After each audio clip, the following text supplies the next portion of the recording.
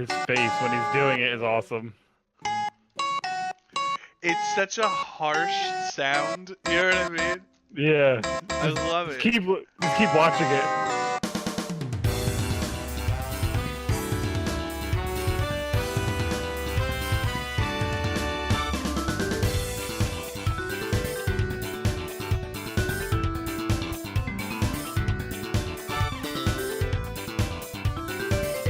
I will say, I have to admit to you here, Joe. I have a confession to make. Oh my god, what?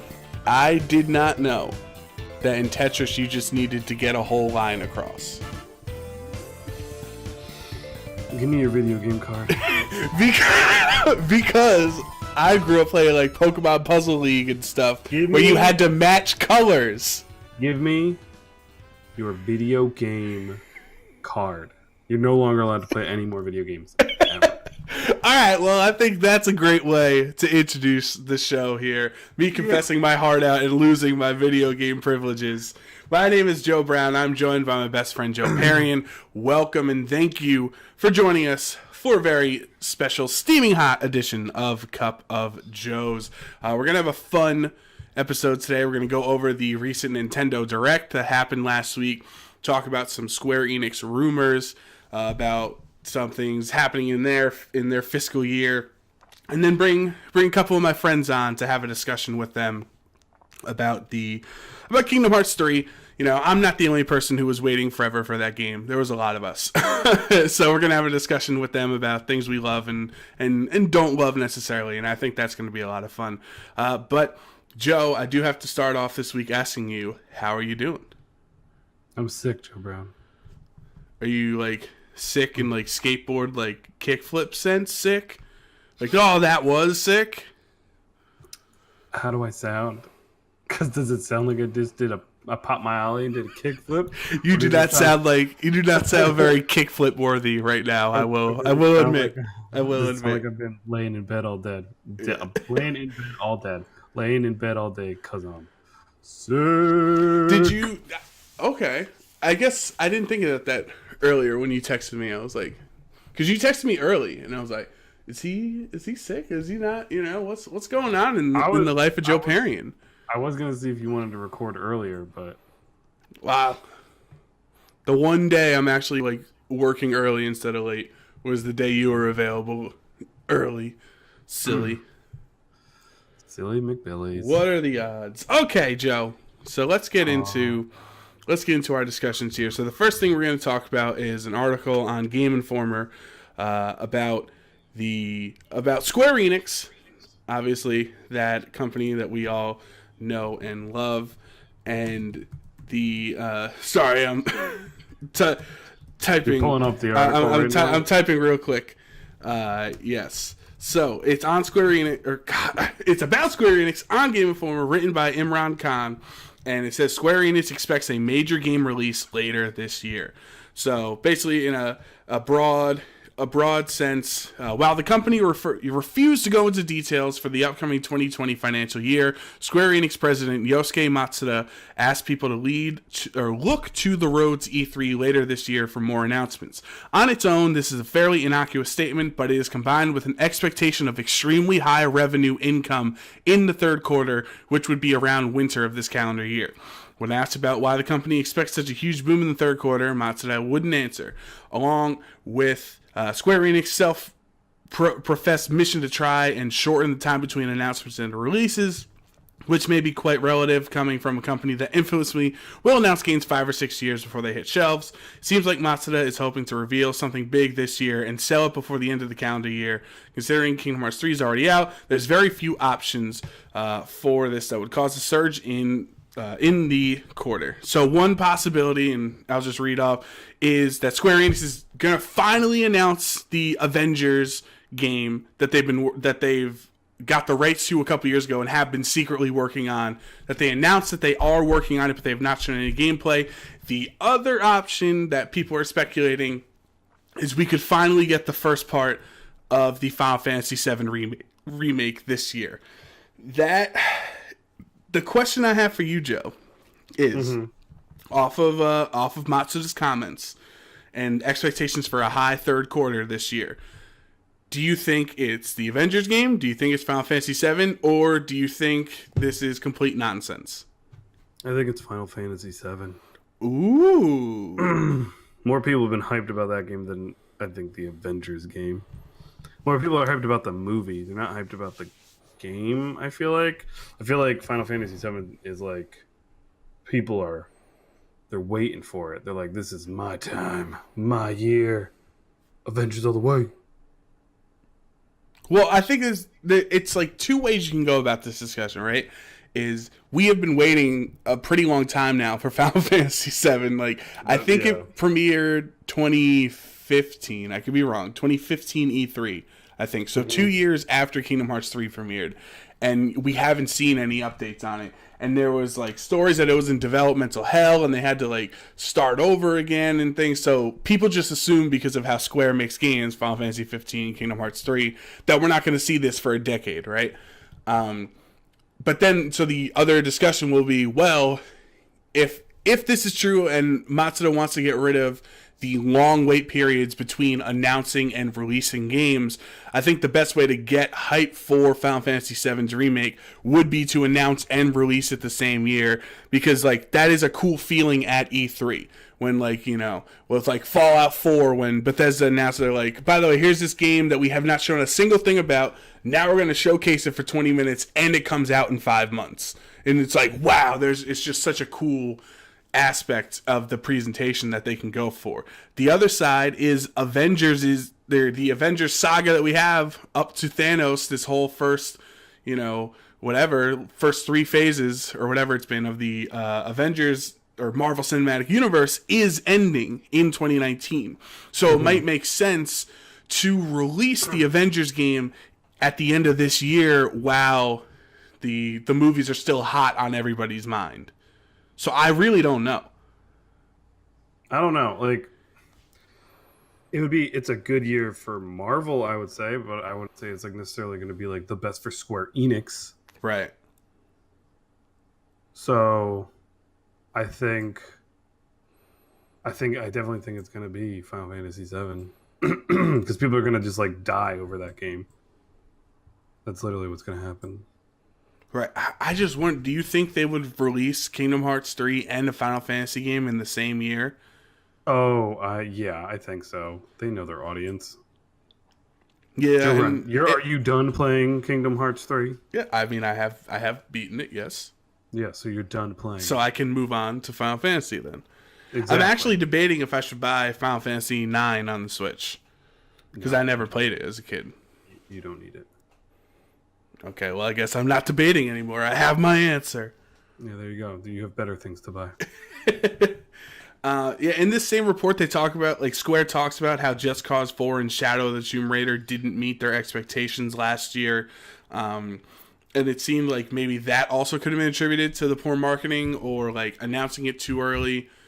So I think, like, if I had to bet money, I would probably bet the Avengers game is coming this year, because of the tie-ins with the end of the Infinity War saga and everything like that. And I think it's less of a risk for Square. It's not less of a risk. I'll say it's less imperative to their, you know, their company than Final Fantasy VII is, you know? So, like, if this game bombs or if it, like, people don't like it as much, it's not as important as if Final Fantasy VII is bad, you know? Mm-hmm.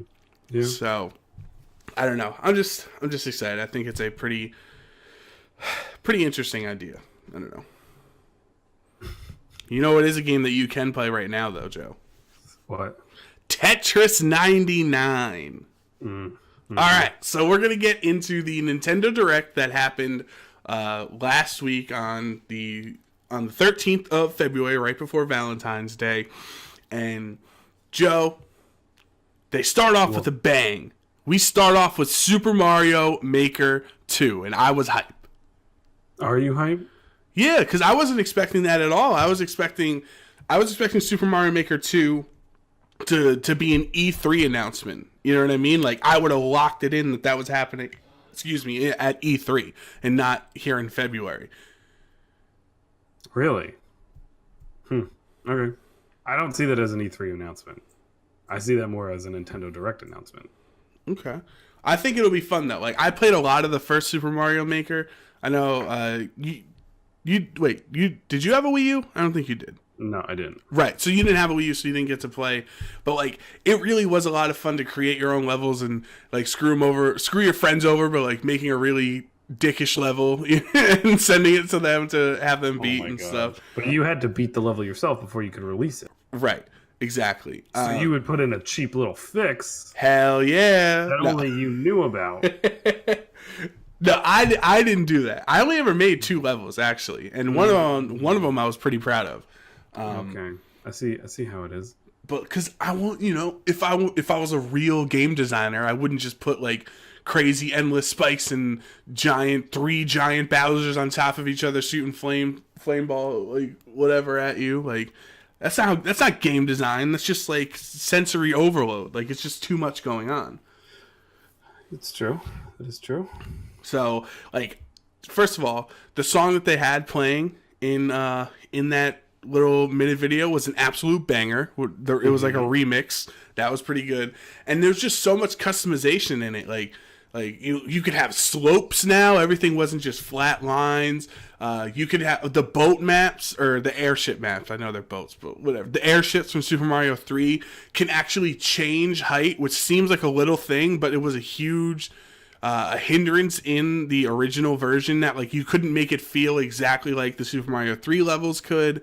Like, so I think obviously it's a sequel, so it's like more of the same good stuff we like, and I'm excited. I'm excited to send you some levels. You're gonna send me some levels? Mm-hmm. So you can. I don't know. You can. I don't know play. if I'm gonna get that game, Brown. You don't like Mario? You don't like platforming? I do, but you know me. Well, I think also some of the fun of it is like watching streamers, because Mario Maker was a huge stream game, and watching them play some of those troll levels that were like ridiculous. Yeah, exactly. So I think even if you don't play it, even if you don't play it, you can still get your enjoyment out of it. Heck.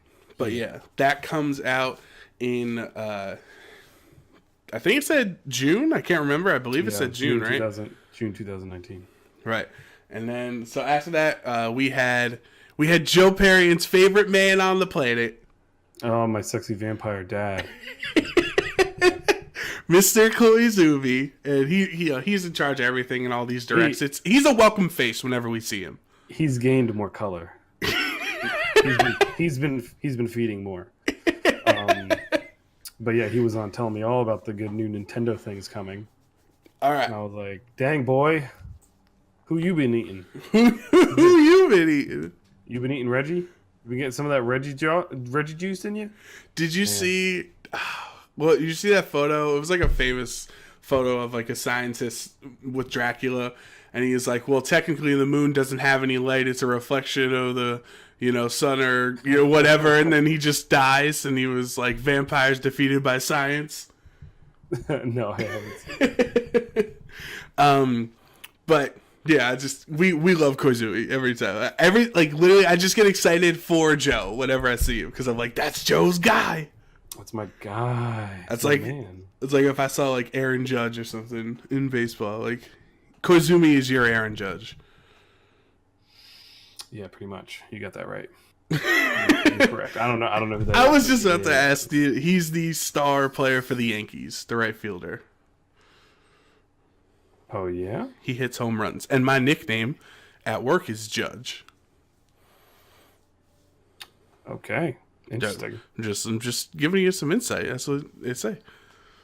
Jerome, I need to get you a new job. Hey man. But I will say, Marvel Ultimate Alliance 3, The Black Order. You might not be getting Mario Maker, but you better be getting this game, and we're going to play together, Joe. Nope, I'm not getting that game. Why? Because, Joe Brown, I got other games on my list. You know this. Yeah, but like, I'll even let you play Spider-Man. Dude, you know what I got coming. What do you got coming? You know what I got. What you got? Wait, hold on. You have Metro Exodus, that's out now. Anthem is out next week. No, it's out the 22nd, buddy. It's out this week. Oh, that's right. That's right. You're right. You're right. It's actually out, it was actually out last week if you bought the whatever edition. The of it, EA Origins Access thingamajiggy. but, yeah. Right. What else? You already played Resident Evil. Dude, I gotta beat that. I gotta beat them DLCs. I was trying to play those today. I was getting frustrated. Well, what am I missing? You gotta give me hints. Well, let's just look down the list. We got The Division also coming out. That's true. Comes out next month. But like, we got some good games coming, Joe Brown, and I'm not a fan of that game. So why would I? Oh, you never played the Ultimate Alliance games? Dog, we have talked about this. Ultimate Alliance? We have talked about that. I haven't played any of the Marvel games. Every time we like see something about this Marvel game, you're like, "Yeah, did you play Ultimate Alliance?" And I'm like, "No, I haven't." And you're like, "Oh, well, it was good." And I was like, Well, now's the perfect time to start. Okay, you could be Rocket Raccoon and Groot. "You could be a Racket Raccoon if you know what I mean." Damn, got him. You know it. All right, well then I guess we'll move on from that one. I'm excited. I love the first two Marvel Ultimate Alliance games. I played those with my brother when we were much younger lads, like religiously, like multiple times, ever playing as different people every time. My favorites were Deadpool and Spider-Man, and he played a lot as Captain America and Thor and Human Torch and stuff. So I'm excited. We got the Guardians in it. We got a little mix. You know, we got Captain Marvel. I think it'll be fun. So. It'll be fun. But at the same time, I'm waiting for that Days Gone, if you know what I mean. I do know what you mean. I'm waiting for that Days Gone. So then the next big thing was that they announced that there was going to be changes to Smash Ultimate in a 3.0 update and then didn't say anything. Like, what did you think of that? Yeah, I thought that was real silly when they're like, "Oh, there's a new update coming out in April. What's in it?" And I guess you'll have to wait and find out. It's like, "No, Nintendo, I'm here to watch your direct. I think you should tell me what's coming because that's what this is, a direct information about your products." Yeah, I completely agree. Let me read the patch notes when you decide to put it out in April. Yeah, this just made no sense. And then they showed off, because everyone was expecting either one, we were going to get Joker gameplay for the DLC, or the second DLC character revealed in the direct. I didn't think we were going to get the second character. I thought we were going to get gameplay. And we didn't get that. We got, like, Joker's in-game model, like, just hanging out, standing there, which kind of sucks. Like, he couldn't have shown, like, one attack. He couldn't have shown his neutral B or his back air or something like that. You know what I mean? Yeah, man. But at least you see what he looks like in the game. It was funny though, like because I follow a lot of the Smash community, and people were like, "Oh my god!" It was one of those like memes where you like take a original size of a photo and you keep slowly zooming in on the image to a specific item on it, you know, something like that. And so it was like, "Oh my god, Joker in Persona has a dagger." And it's like on his back in his model is a dagger, but it's long, like a sword. And it's like another sword character in Smash Brothers. Yeah, I'm getting tired of those. man, I was like, damn, Sakurai got us again. He put another sword character in the game. Put another sword character in the game, and his down B is going to be a parry move, like a bunch of the other ones. Oh my god. I am completely astonished at how many of these characters have down B parry moves. I like it because a lot of the characters I play, I use the counter on. Well, so do I, but at the same time, I'm like, when I go to other characters that don't have it, I'm a little upset. Yeah, that's a fair point. They're kind of boned on it. You get used to it. All right, next game we showed off was DLC, both free and paid, for Captain Toad Treasure Tracker. Joe, how much money do I have to pay you to play this game with me? You have to buy me the game.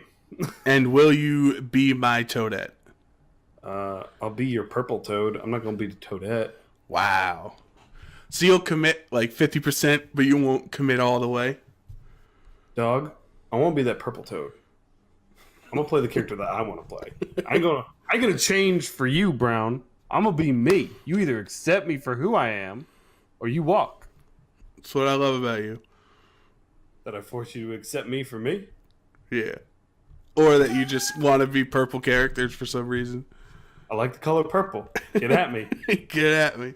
All right, well, what's the next big thing? Dragon Quest Builders 2, whatever. But the actual big news was that Dragon Quest 11 was getting a Switch exclusive definitive edition that was adding a lot of different gameplay. Well, you go ahead. Wait a minute. When this game was going on, I was like, oh, it's another Dragon Quest game, blah, blah, blah. And then, like, the whole thing, I was like, wow, this game looks really cool. Maybe I'll buy this game. It looks interesting. I might play it. And then it, like, got to the end, and it was like, Dragon Quest 11. And I was like, all right.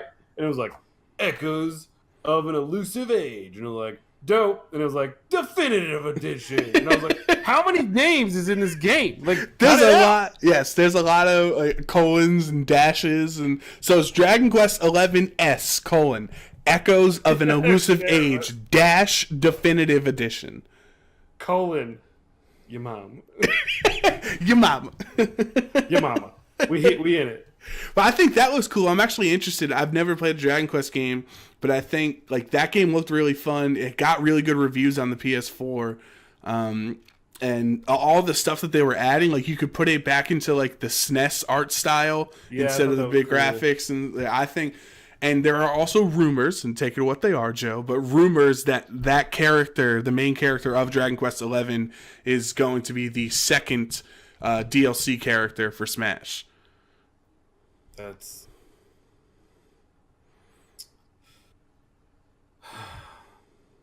Have we seen that character before, or is this the first time we're seeing him? He is new to Dragon Quest XI, so it's either going to be him or one of the more famous Dragon Quest characters. Because basically, like, data miners found out that in the original game, they had these two characters that weren't in the game. They had, like, code for them, and one was called, like, Joke for Joker, and then the other one was called Brave. And in Japanese, the name for Dragon Quest is, like, Brave something. I forget what it's called. Like, one of the characters is named Brave, essentially, in the translation. So people assume that Brave means Dragon Quest character. It'd be another JRPG. Sakurai is a big fan of JRPGs, obviously, as we see from Cloud and now Joker being in the game. So, and Dragon Quest does have like cultural significance and video game history significance, as it was one of the first. Dragon Quest was one of the first RPGs on the NES that like helped define that genre. Okay, cool. But can we get Banjo-Kazooie? Thank you. It's like, oh yeah, we're going to have all these Japanese exclusive RPG characters that like most of the world's never heard of, but no Banjo. Can't happen. Yeah. No Crash Bandicoot. No Master Chief. Well, I'm cool about not getting Master Chief. He could stay over there. Would that not be sick though? No, it wouldn't. That would be so cool. We have Snake. He kills people. Yeah, but I don't know. I don't think Master Chief would be good. I forgot about Snake, to be 100% honest. Like, I don't play with anybody who ever plays Snake. So. Snake is tough, man. He's tough to beat. He's tough to play. He is very tough. So I'm saying, like, Master Chief could have like a sticky grenade as his down B, like he pulls it out like Breath of the Wild Link does, and then he throws it, like, and it could stick to people like Mega Man's bomb sticks to people. I think it could work. His Smash Ball could be a warthog, and we just ran over people. Ran over people. Yeah. Yeah. All right. Anyway, let's skip ahead a little bit.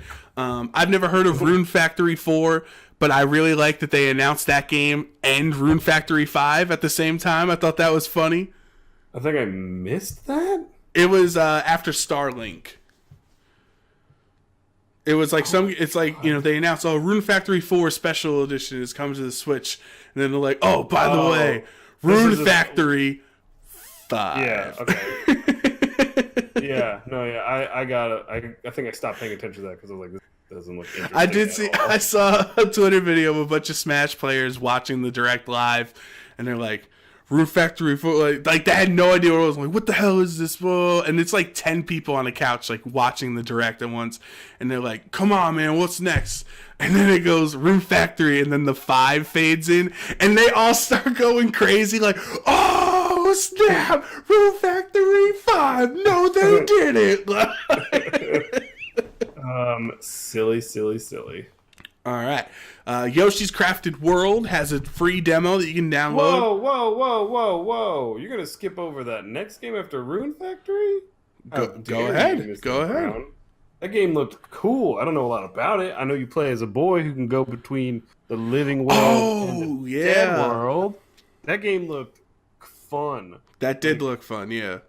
I'm looking through the trailer right now again. That's a Square Enix game also. What's up? Represent. Yeah. What is it called? Oninaki, yeah. That seemed like an interesting mechanic, kind of like a link between worlds or something like that, you know? Yeah, and like the whole like people get resurrected, so you can't, if you mourn the dead, you get lost and you don't get resurrected. And I was like, yo, this game looks tight. Yeah. And you go around and you save souls. Who knows? Maybe that'll be this year's oh god, what's it called? Octopath Traveler. For Square. They're like, I haven't heard a lot about Octopath Traveler. I prefer back in my day it was called Project Octopath. Thank you. Oh my god, when we were like, that's the dumbest name ever. Like, I feel like they should have taken like internet suggestions on what to call it. If they were going to call it Project Octopath, like have an open poll. What should we call this game? Call it Traveler Boy. But then you end up with Bodie McBoatface. So like that's what happens if you have an internet poll. Yeah, what was that? Mountain Dew did an internet poll about what they should name their next like drink or something. I think Hitler won or something. God! Because 4chan got a hold of it. And it was just like, whoa! Did you hear the contest that Macaulay Culkin put on? No. So Macaulay Culkin had a contest on his website for people to vote for what he should legally change his middle name to. You want to know what like won with overwhelming like majority of the votes? What? Macaulay Culkin. Oh my god, Macaulay. So his name is Macaulay Culkin. Oh my goodness. This is the power of the internet. The power of the internet. All right. Crazy. Next up, Joe. Yoshi's Crafted World has a demo. It's free. I'm very excited for this game. I have not played the demo yet, though, because I have not had time, really, for it. But I think it comes out at the end of March, right? So it should be... oh, my God. That's coming up quick. Jesus. I'm thinking I might even speedrun that game, depending on how it goes.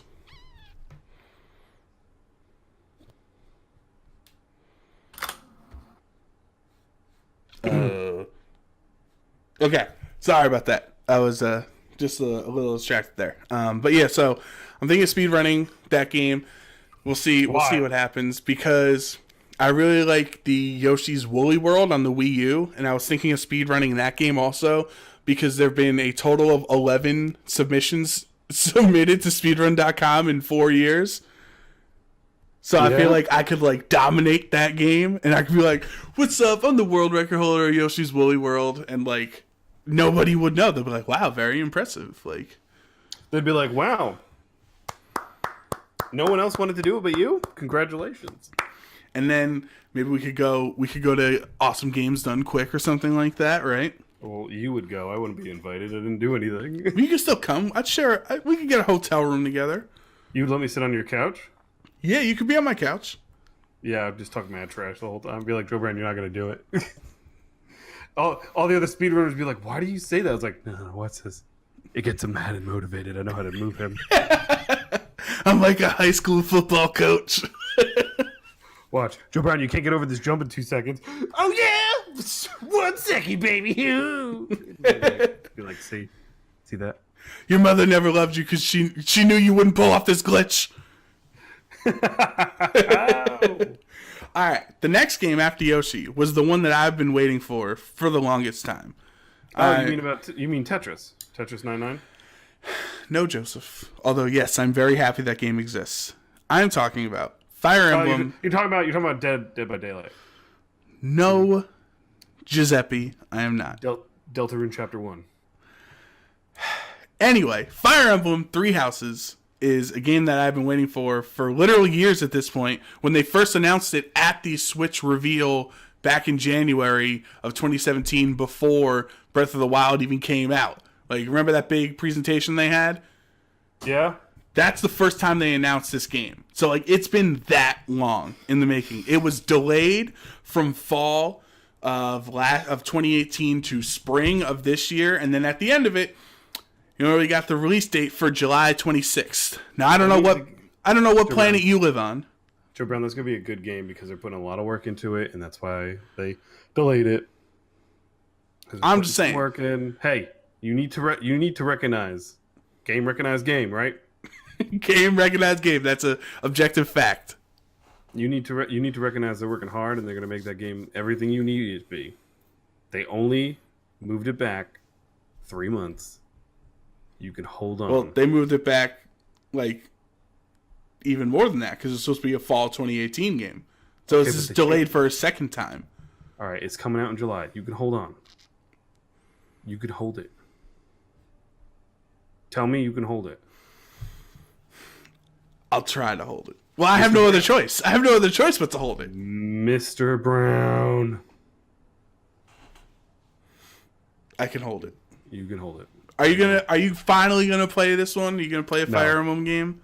It No. doesn't interest you at all? No, man, the game, like, I'm not into those games. Why? What would make you interested? Like, what doesn't appeal to you about like tactical RPGs? I've never played that game before, so there'd be no reason for me to pick it up. Like, why would I pick up Fire Emblem Three Houses? Like, I'm not interested in the series, so why would I do it? Well, no. Well, it's a separate title. It's not connected to the other. I know, games. but people like those games. Like, that's just like a style of game that I don't play. Like, Joe Brown, why haven't you downloaded PUBG yet? Because I won't get any chicken dinners, and I'll be down on myself and depressed. So why don't you try to get better at it and just play it? Because I don't want to. Exactly. You don't want to.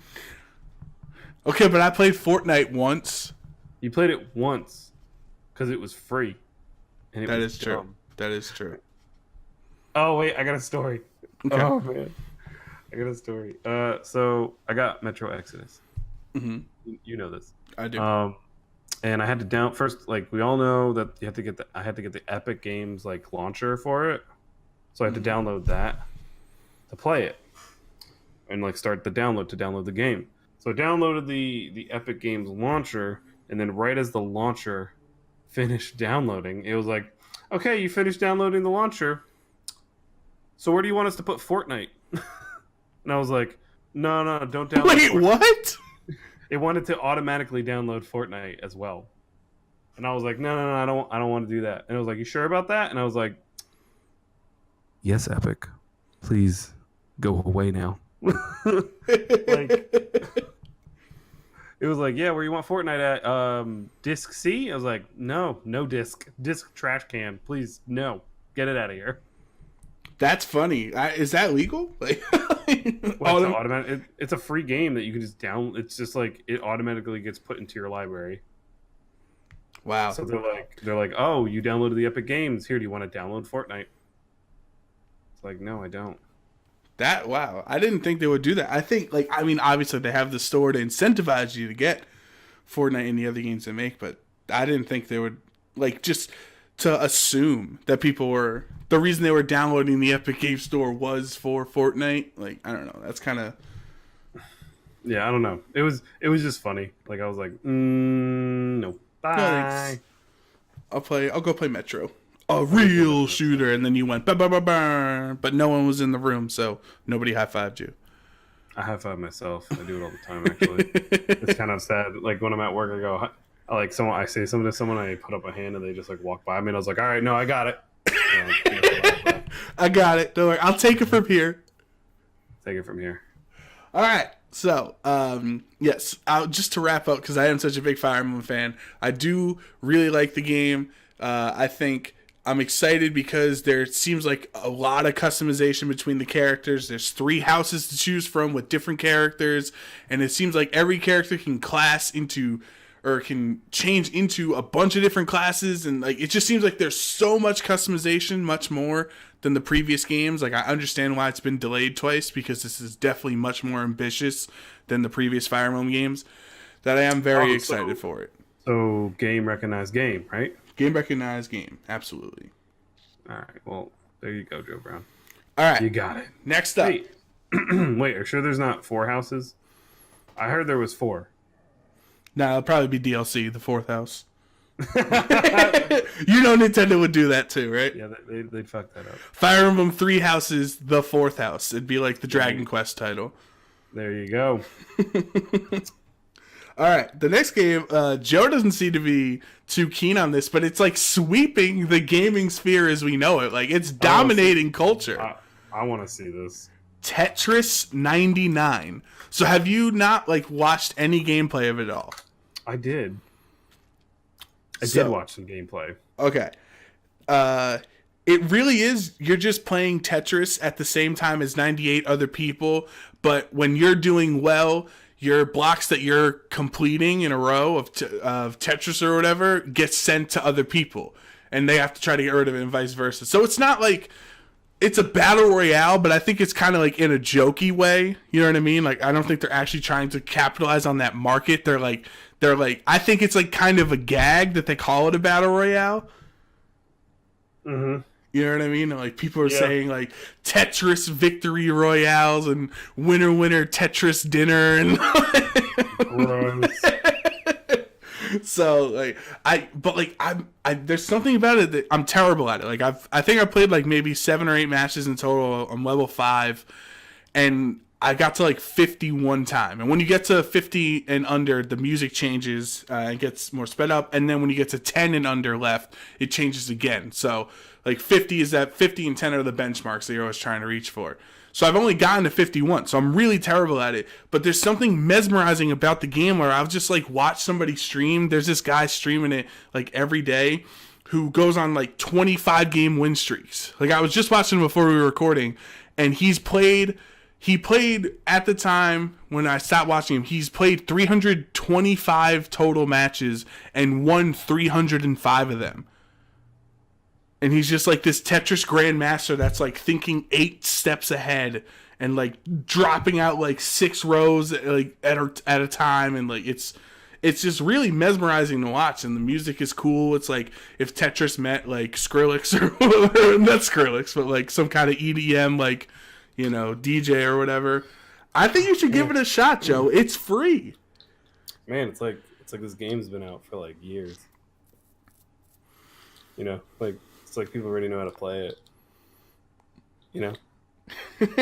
Okay, but like I get what you're saying, and do you? This game has been out for longer than I've been alive, but both of us. But I've never been interested, right? And I have been in Tetris in my life. Yeah, you were interested in the last thing Tetris did. No, I didn't play it. It's called Tetris Effect. It's like a VR game. You were interested in it. But I didn't play it. I never felt the need to play something. Because you had to pay for it. This one you don't have to pay for it. Joe Brown's philosophy is, if I'm not that interested in it and I have to pay for it, I'm not going to play it. But if it's free, I'll do it. I'll give it a shot, right? I might as well.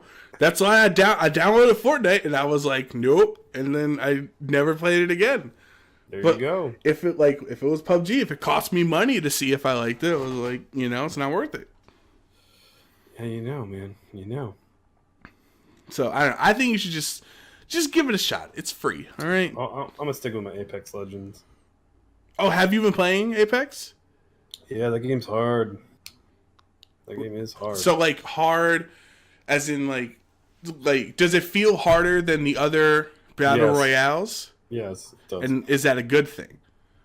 Yeah, it changes it up. It actually feels a little bit different, but it's also like incredibly hard that I sometimes don't want to play it. Oh wow. Yeah, that was also a free game. You should check that one out, Brown. That one's free. Oh god, I should check it out, shouldn't I? Yeah, you should. I have to stick to my own convictions or whatever, my own mottos.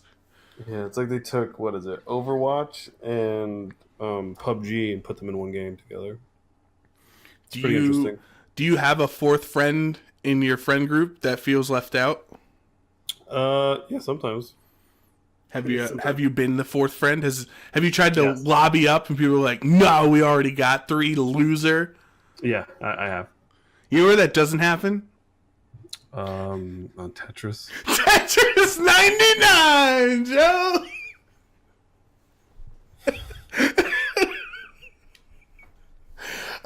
You walked into that one. I'm sorry.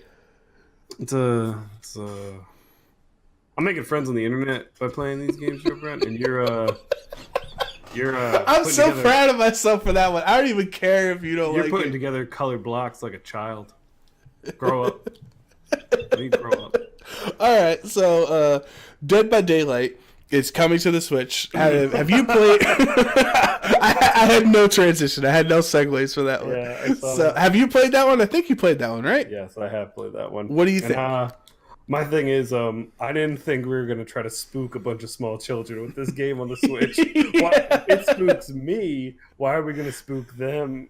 It's like Yoshi, Fire Emblem, Tetris, Dead by Daylight. Like that's how they separated the direct. Oh my god! It's like, oh, come see our nice green boy Yoshi. Oh, look at our pretty characters that do weird things with swords, and there's no blood ever in Fire Emblem. Yeah, look at this. Look at this. Look, we got a Disney game with these like weird plushie dolls that everybody loves that's coming out. Yeah, like check this out. We got Star Fox and our friend Slippy and Peppy and Falco. Look at those boys. Oh, look at this murderer that's just gonna murder people. Will you play as the murderer or will you get murdered? Both are really hard to do.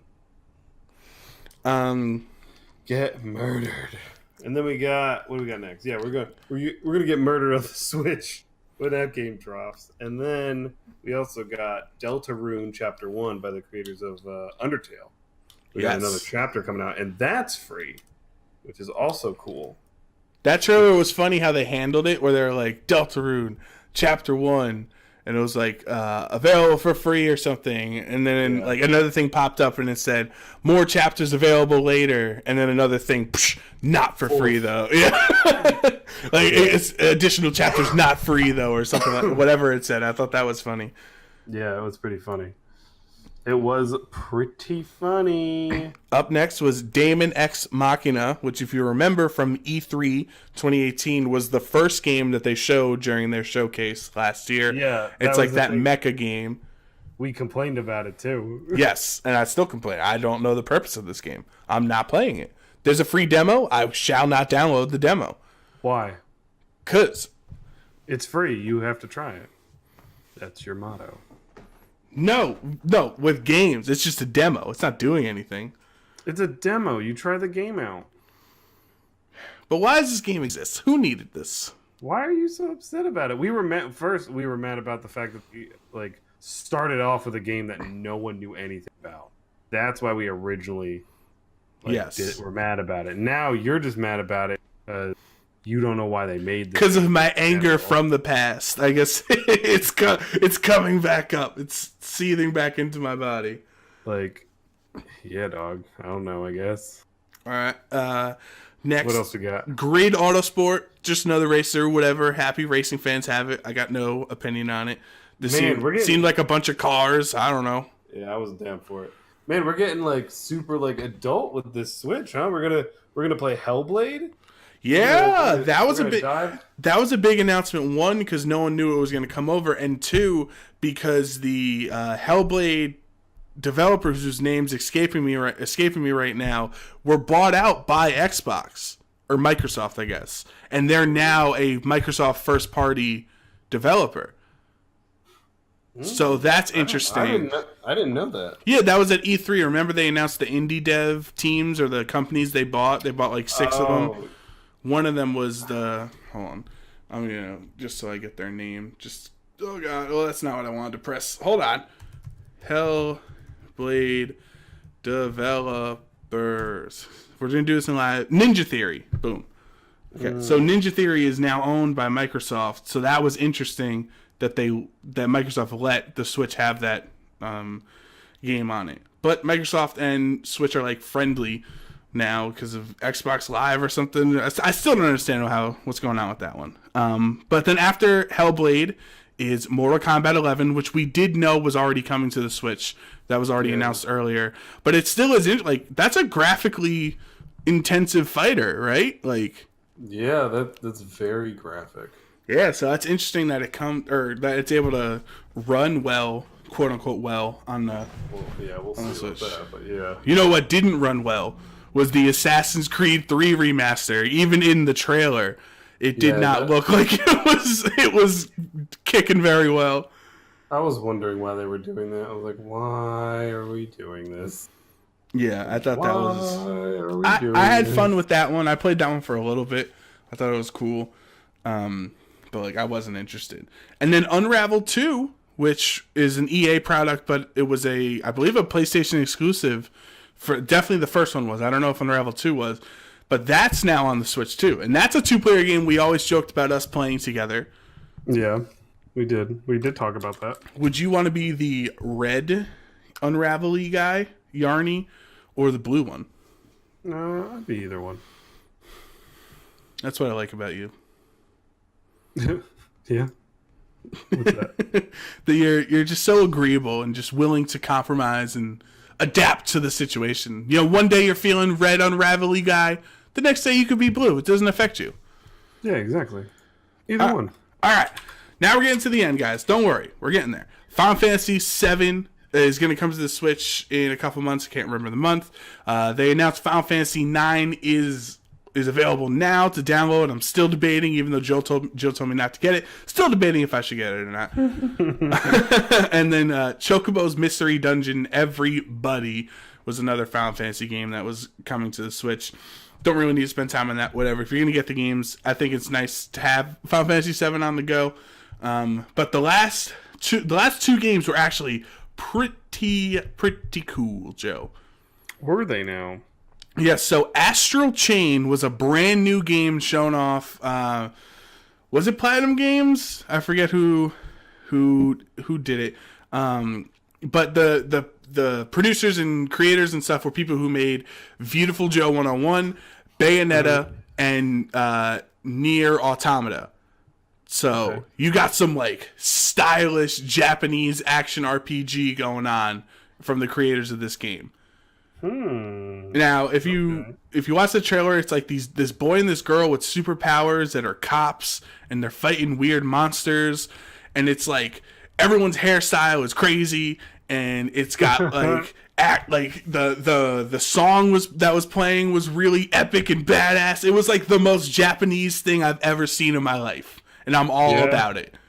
Yeah, you're all about it. Yeah, and that game comes out August 30th, so that's a nice what's it called? Reveal and launch window. That's only a couple months. You know what I mean? I do know what you for mean. that game. So I'm actually excited, and they seem to like hint at because Koizumi says in the trailer when they come out, or when they come out of the trailer and come back to Koizumi, he says it appeared like it. He says something like it appears like there were two characters you could control or something like that. I forget the line he said, but he was being like cheeky, or it seemed like there were two characters in those cutscenes where they're not. Like, I think he was like hinting at you were going to have to play as two characters back and forth, and there was a chain that you saw in one of the images, so you would think that they're like tethered together. So I'm not sure if that's what he meant, that like you're going to have to switch between characters, so that'll add to difficulty or more complex gameplay mechanics and things. But I'm all about that game. Are you? Mm-hmm. You all about it? We'll just have to see when you play it. See if you actually play it, man. I mean, hey, I was interested in Octopath, and I never got around to it, so... That's what I'm saying. I'm a fraud. You are a fraud. I can't believe you've done this to me. Last game, Joe, you take it over, since it's one of your favorite franchises. We're going back to Game Boy style game. We going back to The Legend of Zelda: Link's Awakening. I believe this is considered to be one of the better Zelda games in the series as well. Like one of the favorites. Right. And it's one of the great games in the series. And they've revamped it so it looks like it's like I want to say it looks like that game. What is it? Dragon Quest Builders. It kind of looks like the way Kinda, that game yeah. looks. Where It's like kind of claymation-y, like claymation-y with like big heads, like small like bodies and stuff. right. So it looks like it's going to be a good game. Well, it already is a good Well, game. it already is a good game. That's the question. Graphics look great. It looks like it's going to be a good time. I'm gonna, you know what? This might hurt our friendship. I'm gonna harsh disagree. Why? Why do you I think that game looks like poo. I think that those graphics look Whoa. really jarring and Whoa. like Whoa. and not appealing to me. Like at first when they had the animation of it, I was like, oh, okay, we got a new Zelda. Like this is cool. And then like out of nowhere, it's like like a kid's art project in 4th grade is like the art style. You put like styrofoam pieces in a shoebox or whatever. Like it looked really unappealing to me.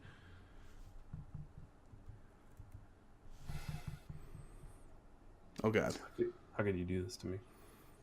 Like why couldn't they just use the Wind Waker art style? I've got to go.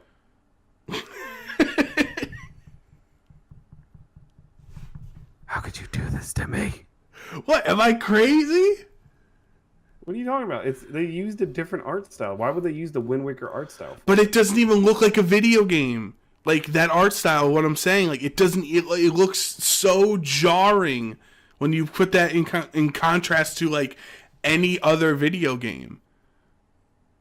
Like video game now, or what? Like what are you going with? Like pull up the trailer again. Okay. Look at that gameplay. So not the actual animation at the beginning, which was like very well done, but like that was another thing where it like kind of like tricked you into thinking it was going to be a different, you know, art style or whatever, or something similar to that in the music. Like look at Link walking around. Like that animation looks really weird to me. Is all I'm saying. Like this type of like 1960s. Or Rudolph the Red-Nosed Reindeer art. Like, it looks pretty similar to what it originally looked like, except it looks a little bit better. Not in art style. Yeah, it does. Man, I don't know. It looks fine. It looks cool. I don't know. You're just a hater because you ain't a true Zelda fan. Well, you played 2 Zelda games. You think you're all about it. Excuse me. I have made it to Ganon in Link to the Past, so I have not beaten it because I forgot to continue playing it. You've played 3 Zelda games, and you think you're all that in a bag of chips. All right. Well, I own all the Zelda games, but my friend that I was gonna play them all with is not within playing distance.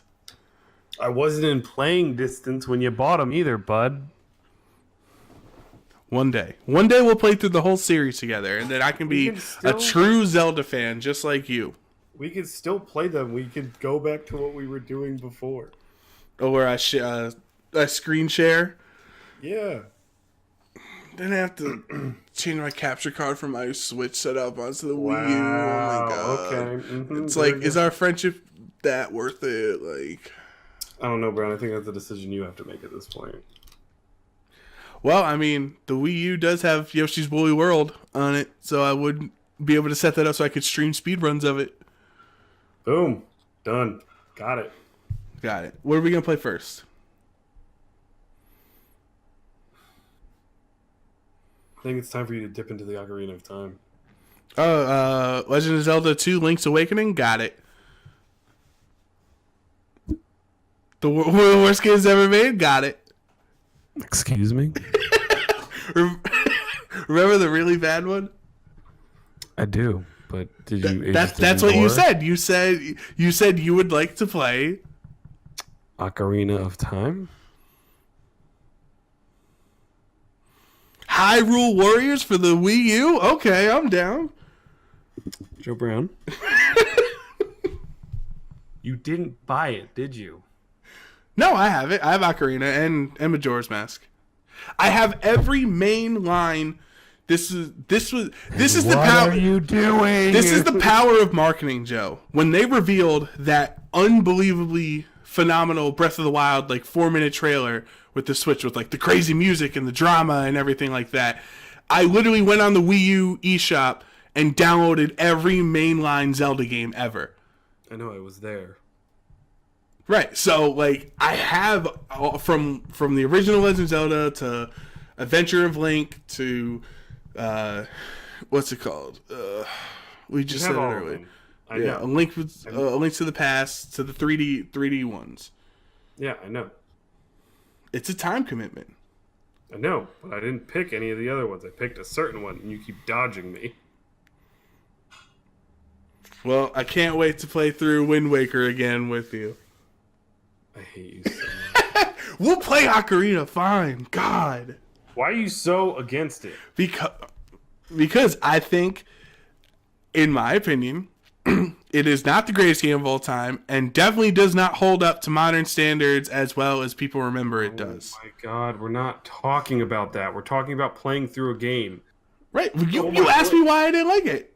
I know. I'm asking you why. Okay, you don't like it because of what other people say about it, and you created your own opinion about it without even playing it. So I don't want to hear you get on your high horse and be like, I don't think people are right for thinking it's a great game because of everybody else's opinion on the internet that I've read and seen videos of. I don't want to hear this crap from you, Joe Brown. You haven't played the game. You can't give your full opinion about it. You just go off of all these other crap that people say. Now, we both know the reason why I like the game. It has a sentimental value to me. I didn't say it was the greatest game of all time. I just said, hey, let's play that game.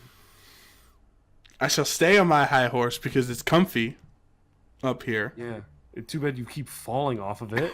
And say that I have watched multiple playthroughs and seen reviews and introspectives and in-depth dives of the game. And I used to watch speedruns of that game all the freaking time. So I understand its mechanics and the different, things going on. It's not like I'm blind. It's not like I've never experienced it at all. But you haven't played it. I haven't. That is correct. You do know, you know for a fact that it's always different watching someone else playing it and you playing it yourself. Who knows? Maybe you'll actually like it. That's what I'm worried about. Why? You don't have to say that it's the greatest game of all time. Do you hear me going, oh my God, Ocarina of Time is the greatest game of all time? No. I mean, you just did. Oh my God. Joe, we'll play it. I promise. I pinky promise through the internet right now. You can't see my pinky, but put your pinky up in the air. I'm rolling a dice. Is your pinky in the air? My pinky's in the air. All right, now clench it. I feel you here. That's a pinky promise. Okay. Oh, you're getting a little handsy, Joe. Oh. Don't be gross. You don't get to bash things that I like and then try to be friendly about it. All right, we got to wrap this up, Joe. We got to wrap this up. You have other people to talk to. Because we have another discussion we have to get to here. All right. Well, I think you and your friends need to take it away. So why don't we jump cut to them? I was gonna say jump like Mario. No, I like the Wayne's World better. Thank you, Joe, for tossing it over here. You just heard from me. I'm Joe Brown, but I'm joined by my two friends here, TJ and Megan. Thank you for joining us here on Cup of Joe's. This is actually the first time we've ever had two guests come on at once. So, TJ, Megan, how are you guys doing today? Doing good. I'm doing well. Thank you for having us. Yeah, I'm happy to have you guys on because we're all, for anyone who doesn't know, these are some of my Pokemon friends. So we have we've known each other for a couple years, gone to different Pokemon events and things. But all of us are very big Kingdom Hearts fans as well. So pretty much you two were the people I talked to the most about Kingdom Hearts 3 as I was playing, and then afterwards when we're discussing our thoughts and the stories and everything like that. So I wanted to have you guys come on so we can have a nice long discussion in a podcast form about some of the things we loved and liked and disliked and hated, and kind of the mixed bag that is Kingdom Hearts, and especially Kingdom Hearts 3. So overall, let's say, for people who didn't listen last week, I'll give my just quick little bullet point thoughts, and you guys can go in on your overall impressions of the game. But for me, I really enjoyed the combat. I thought the tutorial was very well done to help people who haven't played Kingdom Hearts games in a couple of years.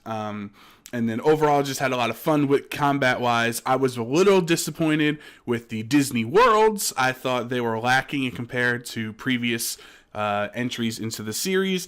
And then the end game, those last 5 hours, the build-up to the climax, was some of the most fun I've had playing a Kingdom Hearts game. So overall, I'm still a little mixed on the game. My favorite in the series is Kingdom Hearts 2. I still think Birth by Sleep is the best iteration they've had. But Kingdom Hearts 3 is definitely, it's up there for me. So, I don't know who wants to go next with their overall impressions. You can spend more time, because I was only quick on mine since I already talked about it last week. So I do agree with you on the tutorial. I think the tutorial was fantastically done. It really ingrained how to do a lot of especially the shot lock stuff. Which really was only in Birth by Sleep. I will say I didn't use it very much. The square movement, I didn't find it very useful playing through the game, except in San Francisco, where you had to use it to kill one of the data guys. The last 5 hours of the game was what I waited 13 years for. The emotional payoffs for everyone's story. I was not a huge fan of the ending. It's not what I expected. I think that's really all I've got. I did agree with you on a lot of parts. Okay. Yeah. Also, sorry. I also agreed with a lot of the different parts as well. I thought the tutorial was excellent. I liked how the controls really mirrored what they did in Fragmentary Passage, and how they were a little like Birth by Sleep, where instead of having the MP meter, you had the shortcut command list. Well, you do have MP, but it's more of the shortcut command lists were a thing that was better, and how you had different forms replace your... Instead of... You have some forms going on with the Keyblade instead of having Valor form, Wisdom form. I really liked how they integrated that as well, and how they gave you basic motion controls such as dodge rolling inherent in the game, whereas in Birth by Sleep, whereas before they weren't there for games like Kingdom Hearts 2, and you had to level up forms to do those as well. The magic felt a lot smoother, which I found a lot more enjoyable because it felt a little clunkier in earlier games. But just having it so fluid and having the whole game just so visually appealing to the eyes, and having every aspect of it so fun, right down to having some attractions which might seem a little cheesy, but in reality turned regular combat more into a mini-game style, was so good. And then towards the last 5 hours, the build-up was incredible. And then everything got so incredibly... I don't want to use the term abstract, but that just seems just kind of where it was going. And everything just got so interesting and so unbelievable that once you hit the end, you were just like, wow, I've made it. 13 long years, I've done it. And this is everything I've dreamed of. It was just overall fun from start to finish. But for the worlds, I enjoyed how the level design had more upward movement instead of linear room-to-room movement like it did in previous games. Right. But I do agree that having the shot lock movement, while it did help emphasize the fact that, oh, you can move vertically now, I didn't think that it was used too much. I can only remember 3 specific times I used it. Yeah, I mean, for a fact I think that's didn't fair. use it. Yeah, I know for a fact I didn't use it on any boss battle, unless it was required. And I was like, oh, I guess he's in the air. I guess I'll just wait. I'm not gonna fly up there. It was just too much work to try and get the targeting down, especially on some bosses where they're where they rush you and you're like, oh, a whole bunch of damage. I don't really have time to stop what I'm doing and try to lock onto this guy. Yeah, I'm always also one of those people that even in Birth by Sleep, I didn't use shot locking all that much because I was just very bad at it. And so for me, if it doesn't enhance my combat experience too much, I tend to use it less. So in earlier games when magic was a little clunkier, I didn't use it till later games. where I Oh could use yeah, it. same. Yeah, to take out like huge batches of Heartless all in one go. But earlier games, I didn't use anything other than physical combat. Yeah, well, I think honestly, like, regardless of how divisive the game is between either people who aren't fans who are just starting for the first time and want to bash on it, or fans who are hung up on nostalgia, like, there's a lot of things going on with the game. But one thing that really should be commended is the gameplay. And I hear a lot of like negativity around like, the cliche, oh, you just press X to win and it's too easy and things like that. But like, it's come from a lot of people who really aren't experienced or veteran fans of the series, because what I appreciate about the gameplay is it really is like kind of like a Chinese buffet of all of the gameplay mechanics from the previous games. So you have the new specials are like the drive forms in Kingdom Hearts 2, and then you have those special abilities that come from your magic style attacks like in Birth by Sleep. You have flow motion that's been enhanced from Dream Drop Distance. You have gameplay and like the shot locking is very similar to what we had in 2.8 with Aqua's story. Like, it seems like they really built on the gameplay or the action mechanics of the series and like kind of like put it all together in a bowl. And I really appreciate how much attention, and I think the general, the average person who's just picking this up or hasn't played since Kingdom Hearts 2, they really didn't pick up and appreciate the evolution of combat that the series has went through. Yeah, I definitely agree with that. And I like how you kind of phrased it as how they took the best forms of, or the most unique forms of combat from each game and kind of made them intrinsic in this third one. And it really does feel way smoother combat-wise in general from the very first few games, even in their HD remakes, into now. It just feels so different. So the moment you pick it up, if you've been playing for a while, right in the tutorial you realize, oh, you run faster, you can dodge roll now, you can do all of these things that you couldn't previously do. And it was just really exciting. And even for people who were new, you would still appreciate how smooth the controls worked without even prior knowing how they were in previous games, I feel. I liked how in 3 they took a lot of so like between 2 and 3 coming out, there were like a bunch of side games where they used command decks, where you'd you'd have certain actions, you can only install them on certain, at certain points in the game, or you combine actions to make like new keyblades like you could in 3, 5, 8 days. They kind of like pulled all that into 3 with 2's combat system, and it flowed really well, because like, especially in Birth by Sleep, I was like, wow, this combat system's really good. I really wish I, could use Cure more often instead of the one time when it's cycling through my deck and I have to wait for it to come back up. I felt like in 3 they was like the perfect form of what they'd been doing in like in all the other games with like the command deck, and the certain actions had like a time limit on when they could come back up.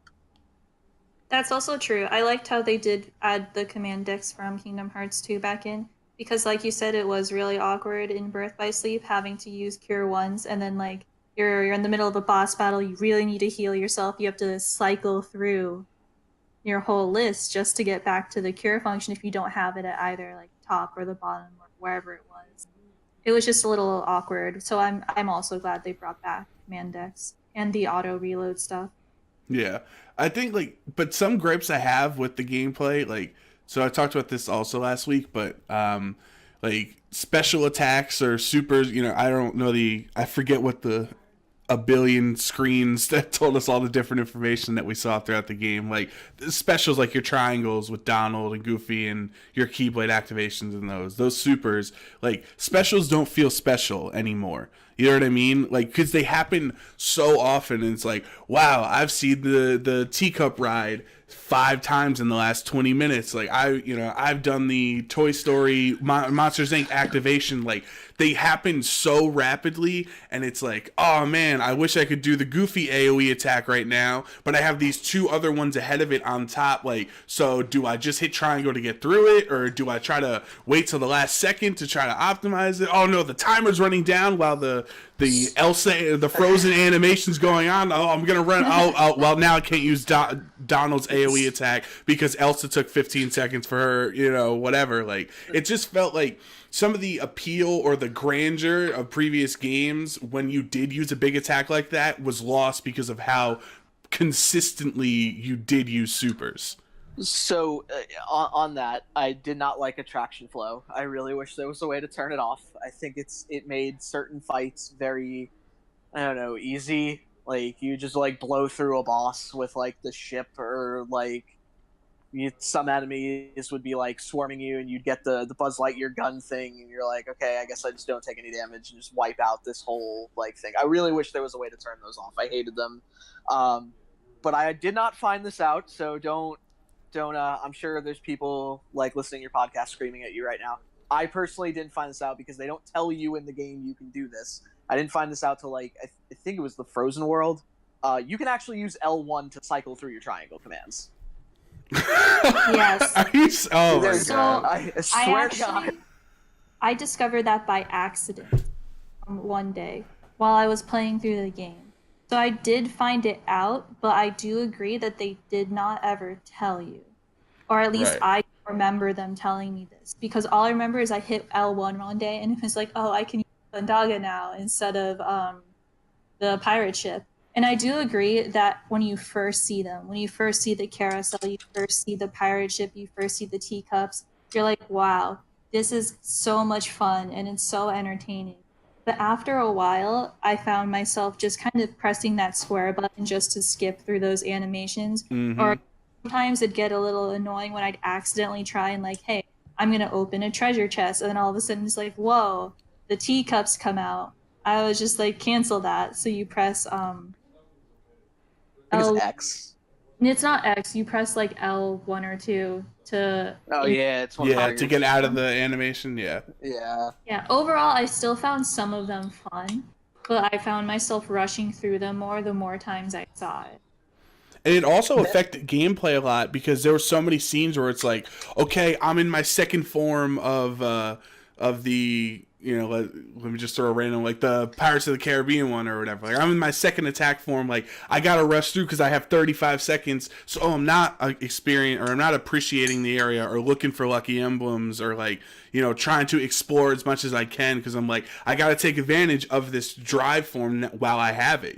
So it also impacted like the pacing of experiencing the worlds for me. Yeah. So also another thing that I found really interesting is that they did include rage form, but they included it also as more of a limit command. That was really cool, yeah.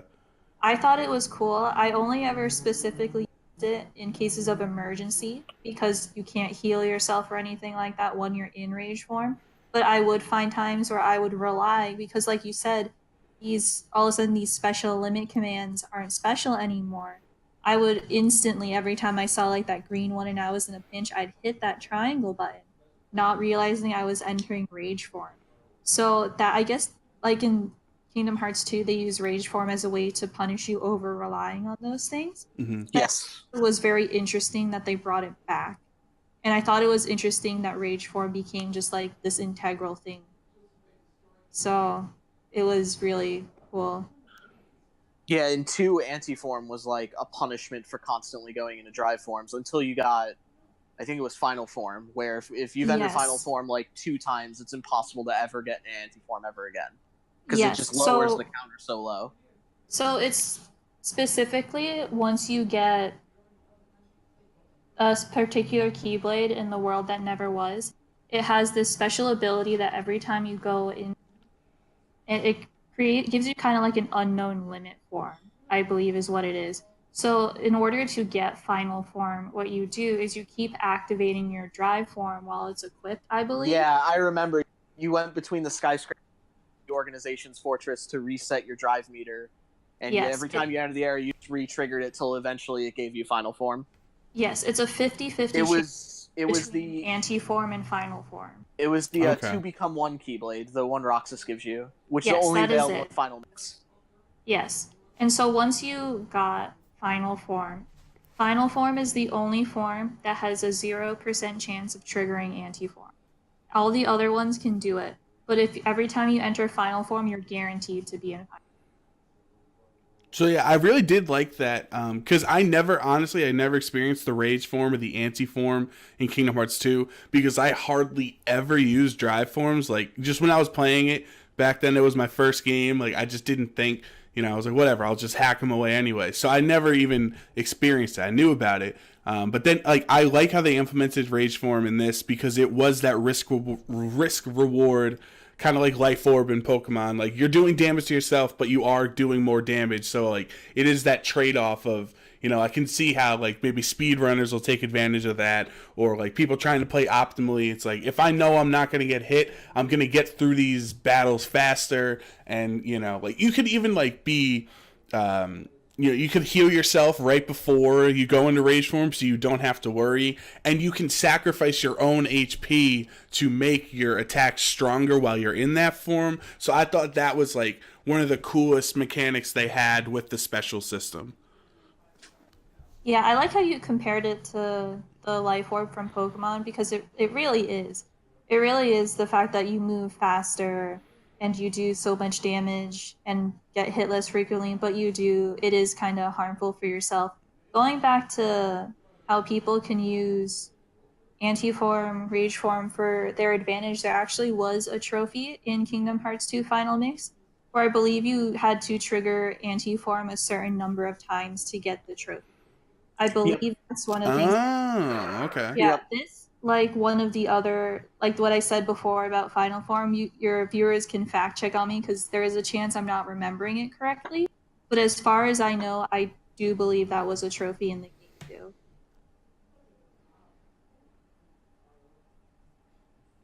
I wouldn't worry about our viewers. Our viewers are like you guys when you listen back on the show, and then me and Joe also, and then our friend Adam. Adam is a good listener of the show. He consistently. So if he's listening, give Adam a hello for me this weekend, TJ. Can do. All right, so let's move on to our next part, which is the other thing that everybody loves about the Kingdom Hearts franchise is the Disney crossover and the Disney connection. We have, some of our favorite worlds.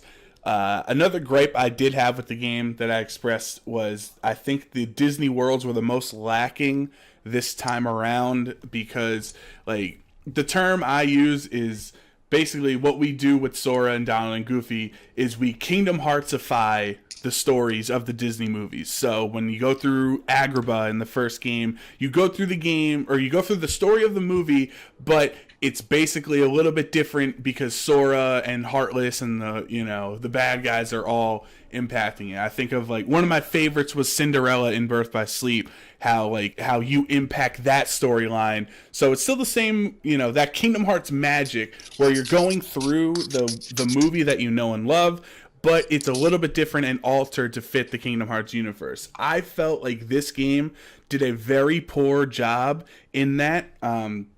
Think about some of the worlds. Monsters Inc. They were already onto laughter, and you were already past the movie. What was it? Big Hero 6. Already passed the movie. You didn't actually experience the movie. You had the aftermath. Like the ones that like did it the best, I think, were Pirates of the Caribbean and Tangled, where you actually went through the storylines of that movie and impacted it. Like Tangled was my favorite world for that reason. But a lot of the other stories Disney worlds that we visited were, I think, lacking in comparison to the previous games. Yeah, I had this conversation with a coworker. Like in the first game, you're like watching the movies as they occur. You're not like what causes the movie to occur, but you're moving the plot along in the movie as Sora. And Donald and Goofy, going through it. And then in the second game, it's kind of the same thing, but a little bit different in some of the other worlds. And then in 3, you're just kind of there. Like, you have really literally doing no anything. impact on the Frozen story Yeah, whatsoever. no, yeah, and that was the you're one I not- was so excited for. Yeah, you're not even like a part of that story. Like the whole thing, like you fight the Heartless at the end, and the story's completing without you. Like you're like great. Like Yeah, I there's didn't not even a I moment didn't of like Anna saying, "Thank you for Sora for teaching us that friendship is important and Elsa and I are on good terms." Like you didn't even get that, you know? Yeah, the only thing you did in the Frozen world was put Olaf back together. That was it. I'm over here. Olaf put- needs a body somehow. Yeah, you put Olaf back together, and you fell off a mountain 3 times. I will say. Oh my god. I hated that world so much. I will say the partner you got awesome. The Abominable Snowman. Yeah. He was an awesome partner. So, But yeah, go ahead, Megan. sorry. So, I was going to say I actually disagree with you guys about how the worlds were kind of done a little. Only because I feel as though the worlds themselves, they made them a bit more immersive and interactive. Because in previous games, like in Kingdom Hearts 1 and Chain of Memories and Kingdom Hearts 2, things were so linear, it felt like you were moving from one straight box to a next. And in this game, I feel as though what they did is rather than have the stories as more of a focal point, what they did is because it's the last game, they may have wanted to shift it over where the characters themselves, less about the Disney characters and having the 7 princesses, but more of Sora and Harry and Riku and Ventus and Aqua and all of them be more of the focal point in general, because the whole point of Sora traveling to these different worlds was to regain the powers that he lost. That being said, I did dislike Frozen a lot, only because I felt like there was so little to do. And like you guys said, you fell off a mountain 3 times, you pretty much watched the movie happen all over again. And the interaction was just so little. But I still think it was smart to include Frozen, only because, they just released the trailer for Frozen 2, which looks very good. Oh yeah. Yeah, it does. I Looks wasn't a big so fan amazing. of Frozen, but the second movie does look pretty good.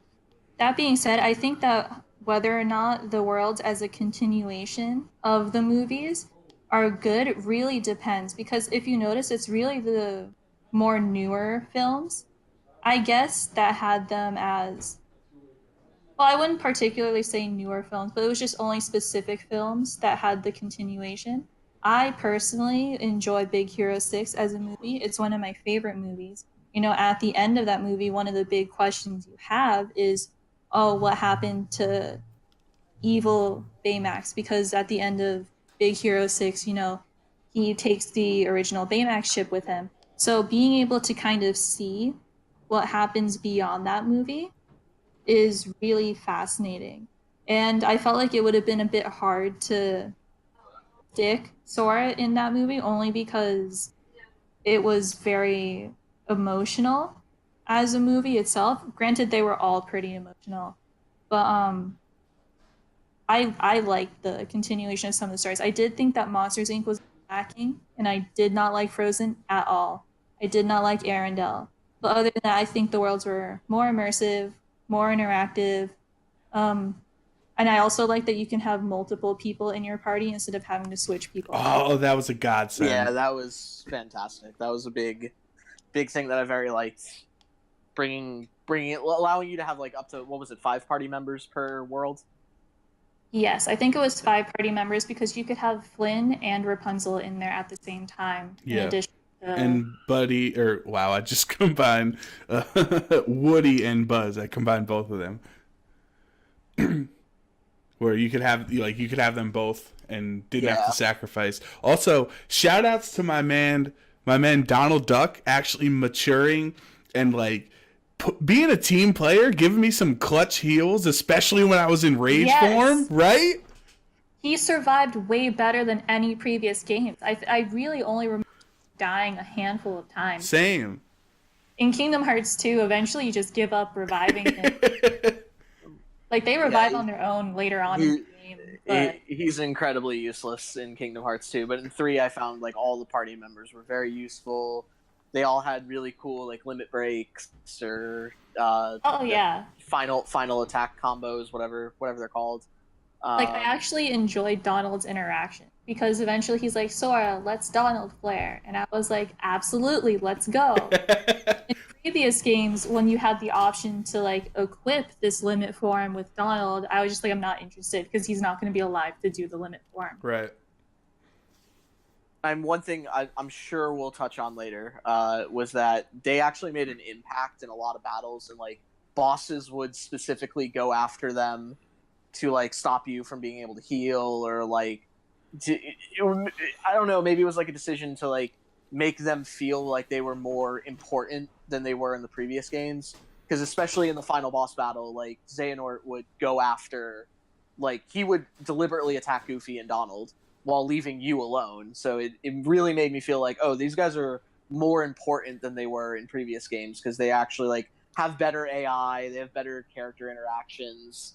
Like I feel like it's a bigger party because of them. Like there's a lot more that they do than the previous games. Yeah, that's a good point. I actually never noticed that the bosses would go after Goofy and Donald more, because most of the time when you play the game, you're really just focused on what is Sora doing, because you're Sora, and as long as you're alive, the game keeps going. So I didn't notice that, and that's actually a really interesting thing to point out. I liked how throughout the game you also got to, in all the games, they really elaborate on the friendship between Sora, Donald, Goofy, but I really like how they made it more playful, so you can really get the sense that in this weird way, this dog and this duck and this human boy are all like brothers in a certain way. It was really nice to see more of it. Yeah, they definitely had better camaraderie with each other. And what was funny, like I totally forgot, because in Kingdom Hearts 2, when your outfits change, when you're in Nightmare Before Christmas and The Lion King, and like, yeah, I'm like, oh, they're just doing it for aesthetics, they're changing it up or whatever. But like Donald mentions multiple times in this game, like with his magic, their appearance is changing so that they can fit in the worlds, so they don't seem out of place. And I totally forgot about like that store or that plot device of why they have it. So obviously it is marketing. You can sell different, you can sell the Toy Story looking Sora and all the different outfits, the monster Sora, like, so I get that one aspect, but like from a story sense, it also had that, and it reminded me. So like there were multiple moments when Sora was about to bring up something about other worlds, or like the mentioning like different things that the characters wouldn't know. And it was kind of like, I did appreciate that, like them really showing the backstory, or like, remember, we're here in this world, but this, to them, this is the only world, so we can't break that immersion for them. Like I appreciated them, like bringing those points up again, because I had totally forgot. I just thought we were just, the last couple games, we're just going to the different worlds because that's what's playing for us. I think this one, there was more costumes than in the previous games. Oh yeah, definitely. Because there was no Nightmare Before Christmas, and they replaced it with like Toy Story. What was it? There was Toy Story, Monsters Inc., Caribbean, Monsters Inc. I feel like I'm missing one. Maybe I'm not. Maybe there's only 3. I think that there may have been an equal amount of different outfits in this game than in Kingdom Hearts, but in this game they were less optional. Well, by less optional, I mean none of them were optional. Because in Kingdom Hearts 2, the ones that really had the super specific outfits were Lion King, Little Mermaid, and Halloween Town. And for those, out of the 3 of them, the only one you had to do was Halloween Town. Like, I had no idea until I played. Oh, that's right. Yeah, you could skip Lion King. I know. Really? Yeah, I've never skipped it. I didn't even know. I just Yeah, I love the Lion King, one. so I just go to it every time I played.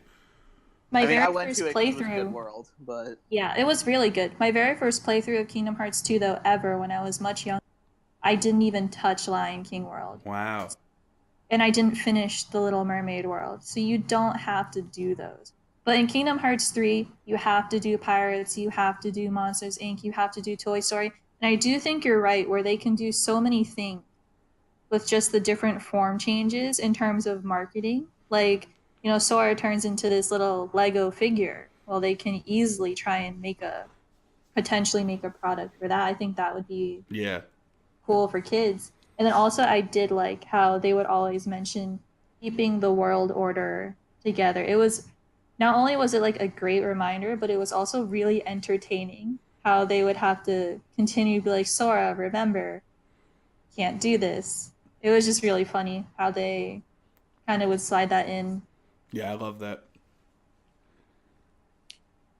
All right, so let's get on to our next topic, which is the Keyblades, which are obviously like some of the favorite parts of every game for every Kingdom Hearts fan. So, you know, as I've said before, my first game was Kingdom Hearts 2 in the series. So I did not play 1. I had no knowledge, no understanding of what was happening. And I actually played the whole game just using the Kingdom Key because I didn't really like how the other Keyblades worked.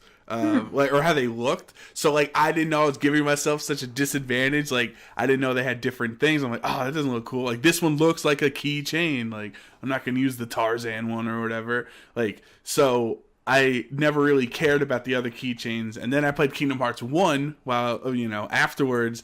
And my favorite Keyblade to this day is the Beauty and the Beast one from there. So like now I'm a huge Keyblade fan, and it's such a important part of the Kingdom Hearts fandom is like the type of Keyblades you like.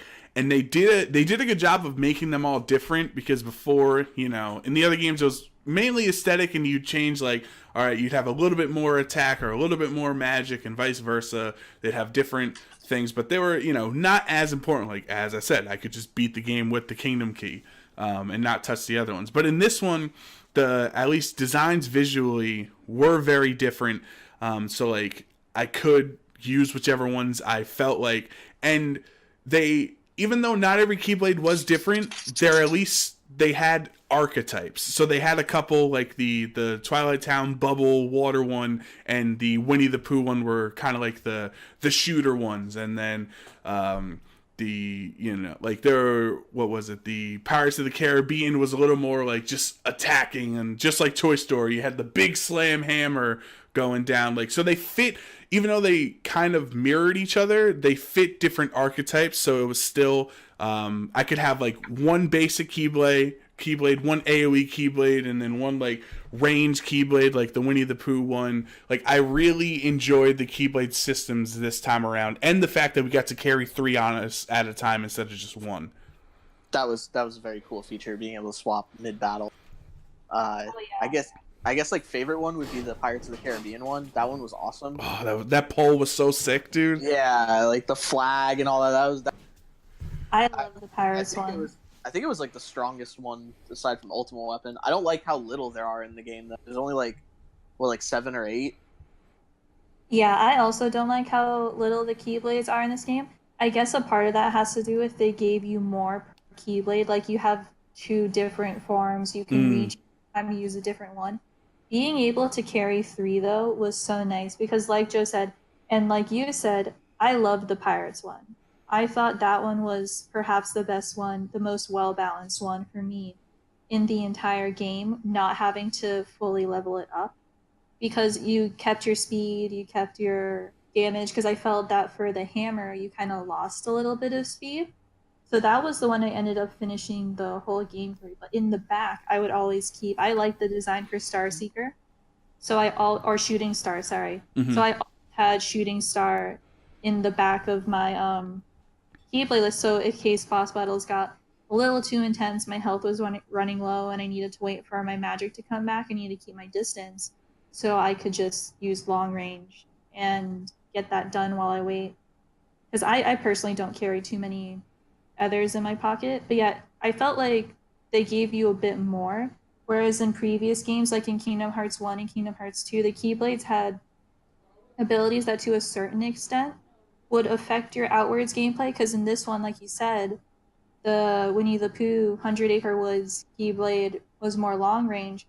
Whereas in previous games, I believe it helped you either get more items from Heartless or kind of get the draw effect where they all come more towards you.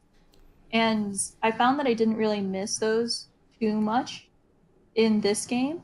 Like, they made the Keyblades less intrinsic because for example, for trophy hunting for some of the trophies in Kingdom Hearts 2 Final Mix, specific keyblades were used for specific. Like you would use, I believe, it was Fenrir to get the -1 combo, or you would use Decisive Pumpkin to do more damage depending on how long the combo was. But that wasn't as needed as much in Kingdom Hearts 3, I don't think.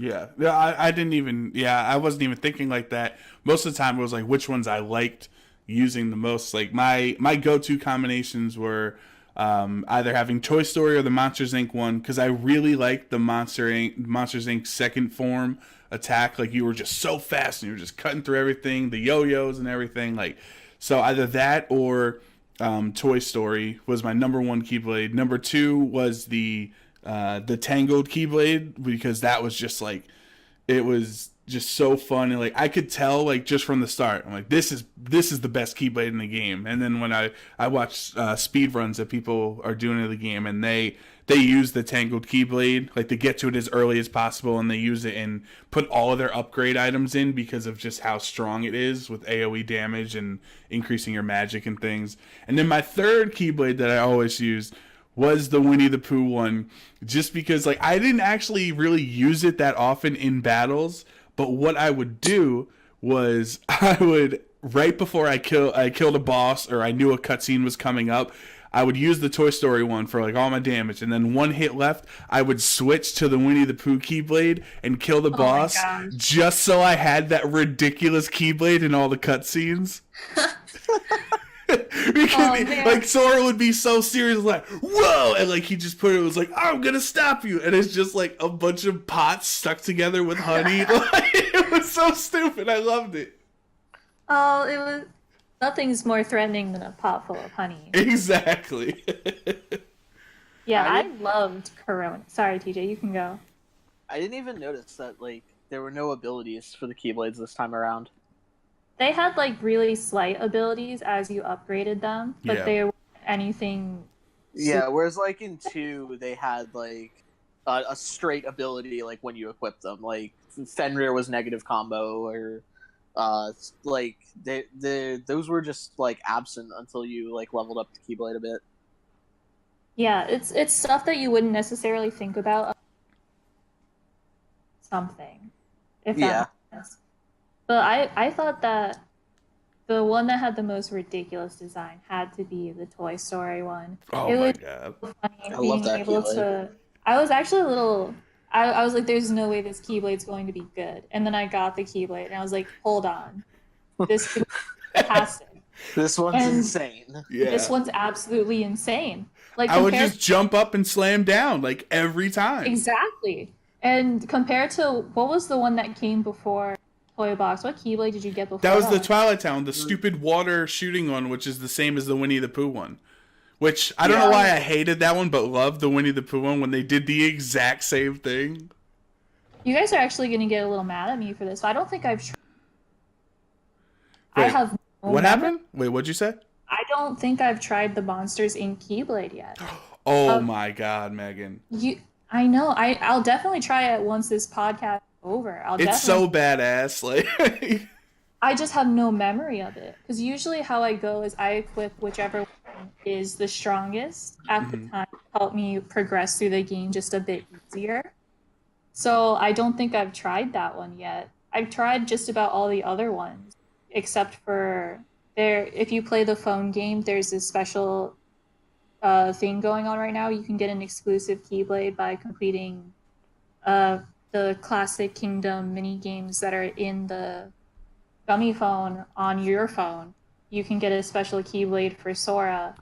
That one I don't have, and that one I don't think is as important. But I've been told that one has some of the... It's either that one or one of the Keyblades you get later on once you level it up has some of the more classic moves, like Ars Arcana. okay. Yeah, moves like that. But I'll definitely try it. I'm now really curious. So we have about 20 minutes left in our discussion here, and we have not talked too much about the story. So I say this last segment of our discussion, we get into the nitty-gritty of the story, the reason we play Kingdom Hearts in general. Does that sound good? Mm-hmm. Yeah, sounds like a plan. Okay, so, and I know you both talked about it earlier. Like, we've been waiting. This is the game we've been waiting 13 years for, and it's built up to this moment. Yada yada yada.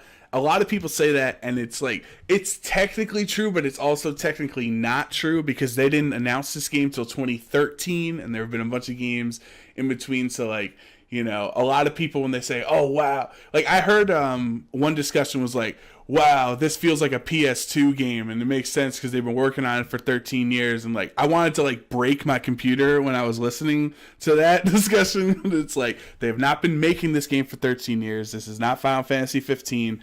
The game was started development like 2012, 2013, and like it sure as hell does not play like a PS2 game. Like, this is actually pretty smooth, and like if you appreciated the gameplay, you would understand that. But it was just like a novel guy who played Kingdom Hearts 2, and then now he's playing 3. But from a story perspective, we have been waiting, let's say, for 13 years, or like this is what we do as fans. It's like we play through the games, and we played through Little Mermaid and the singing mini games in Kingdom Hearts 2 because we love the story so much. We wanted to get through everything because we love the worlds, we love the characters, and the Kingdom Hearts convoluted story it's what we're about as fans. So what were your impressions, TJ, you go first, of the overall story of the game? Are we talking like including like the Disney worlds and stuff as well? Yeah. So I felt the pacing wasn't really all that great. I kind of wished that actual plot occurred in between the Disney worlds instead of stuff like, oh, here's Axel and Kairi talking on a rock, and now we go back to Sora going through Disney worlds mindlessly because reasons.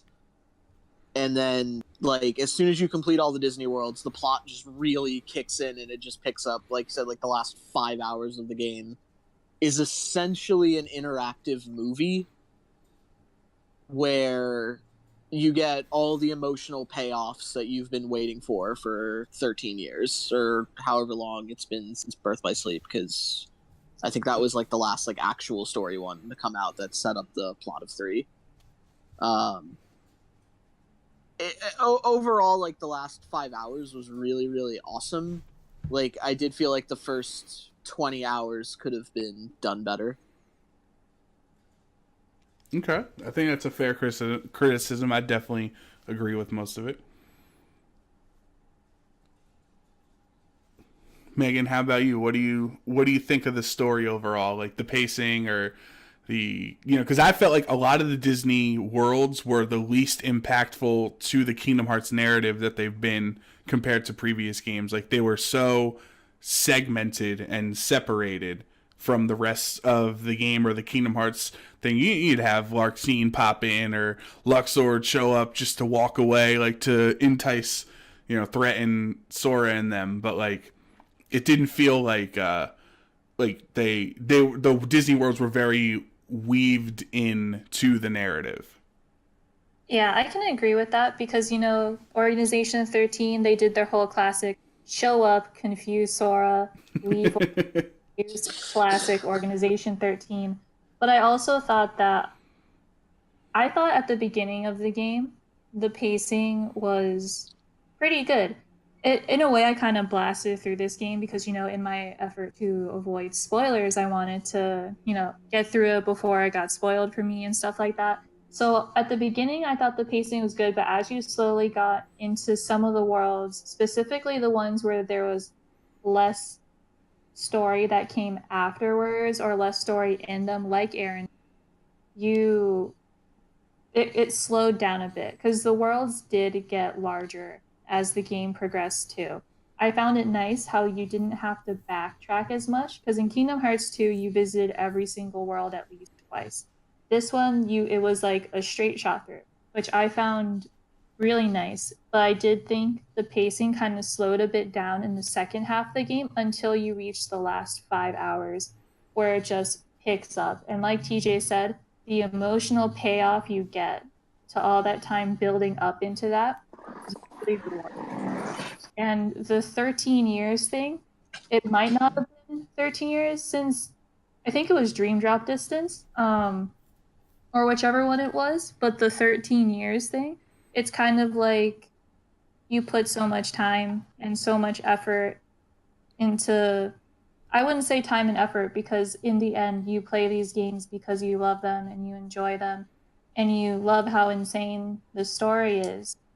But after going through this story and picking up every chapter like you'd pick up a new Harry Potter book or something like that, and then finally getting to that payoff for the end of this story arc, and how beautiful all of it was, and how it all wove together, was just an incredible experience.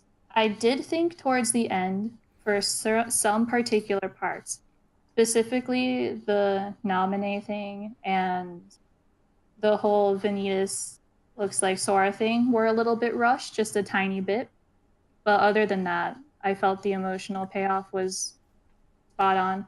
I know in the art book it said that he rewrote the ending several times, and I feel like they did a really good job.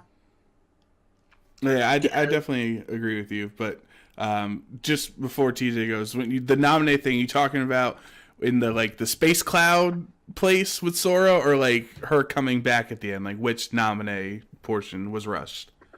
Oh, I think it was her coming back at the end. I actually thought that in the space cloud thing. I don't know what that place is called. I thought The I final didn't world. know the final world. Yes, I thought that was Shion actually. Oh, you know what? I didn't even experience it in my playthrough. My coworker asked me about what do you think, because he knows Naminé is my favorite character in the series, and he knows that. Mm-hmm. So he asked me, he was like, "What'd you think about the Naminé section?" And I'm like, "What are you talking about?" And then I looked it up on YouTube, and that crucial interaction with Sora and Naminé, my favorite characters, I didn't even experience because I just missed it. I don't know what happened. It was an optional cutscene, and like there's another cutscene in Final War 2 where with like a girl that doesn't have a name, but the theory is that it's Sterelitzia from the mobile game. And they have like a whole conversation about like how she ended up in the final world. It's a really beautiful scene. And like if you know like the backstory to Key, you're like, oh, that just has to be Sterelitzia. It's the only person that makes sense. And then she whispers something to Sora. Sora's like freaked out by it. And there's like a whole bunch of theories that go with it. That does make a lot more sense, because at first I thought it was Shion, and this is before I had any semblance of Sterelitzia in the mobile game. But now that I know the history, that does make some form of sense. I'd really have to watch the cutscene again. But yeah, there was this interaction in the final world, and you wouldn't really... It's not something that they made super obvious as a thing, because when you walk in the final world, there's all little hearts that are there by people left behind. And it's only one of those that triggers the cutscene, just one specific one.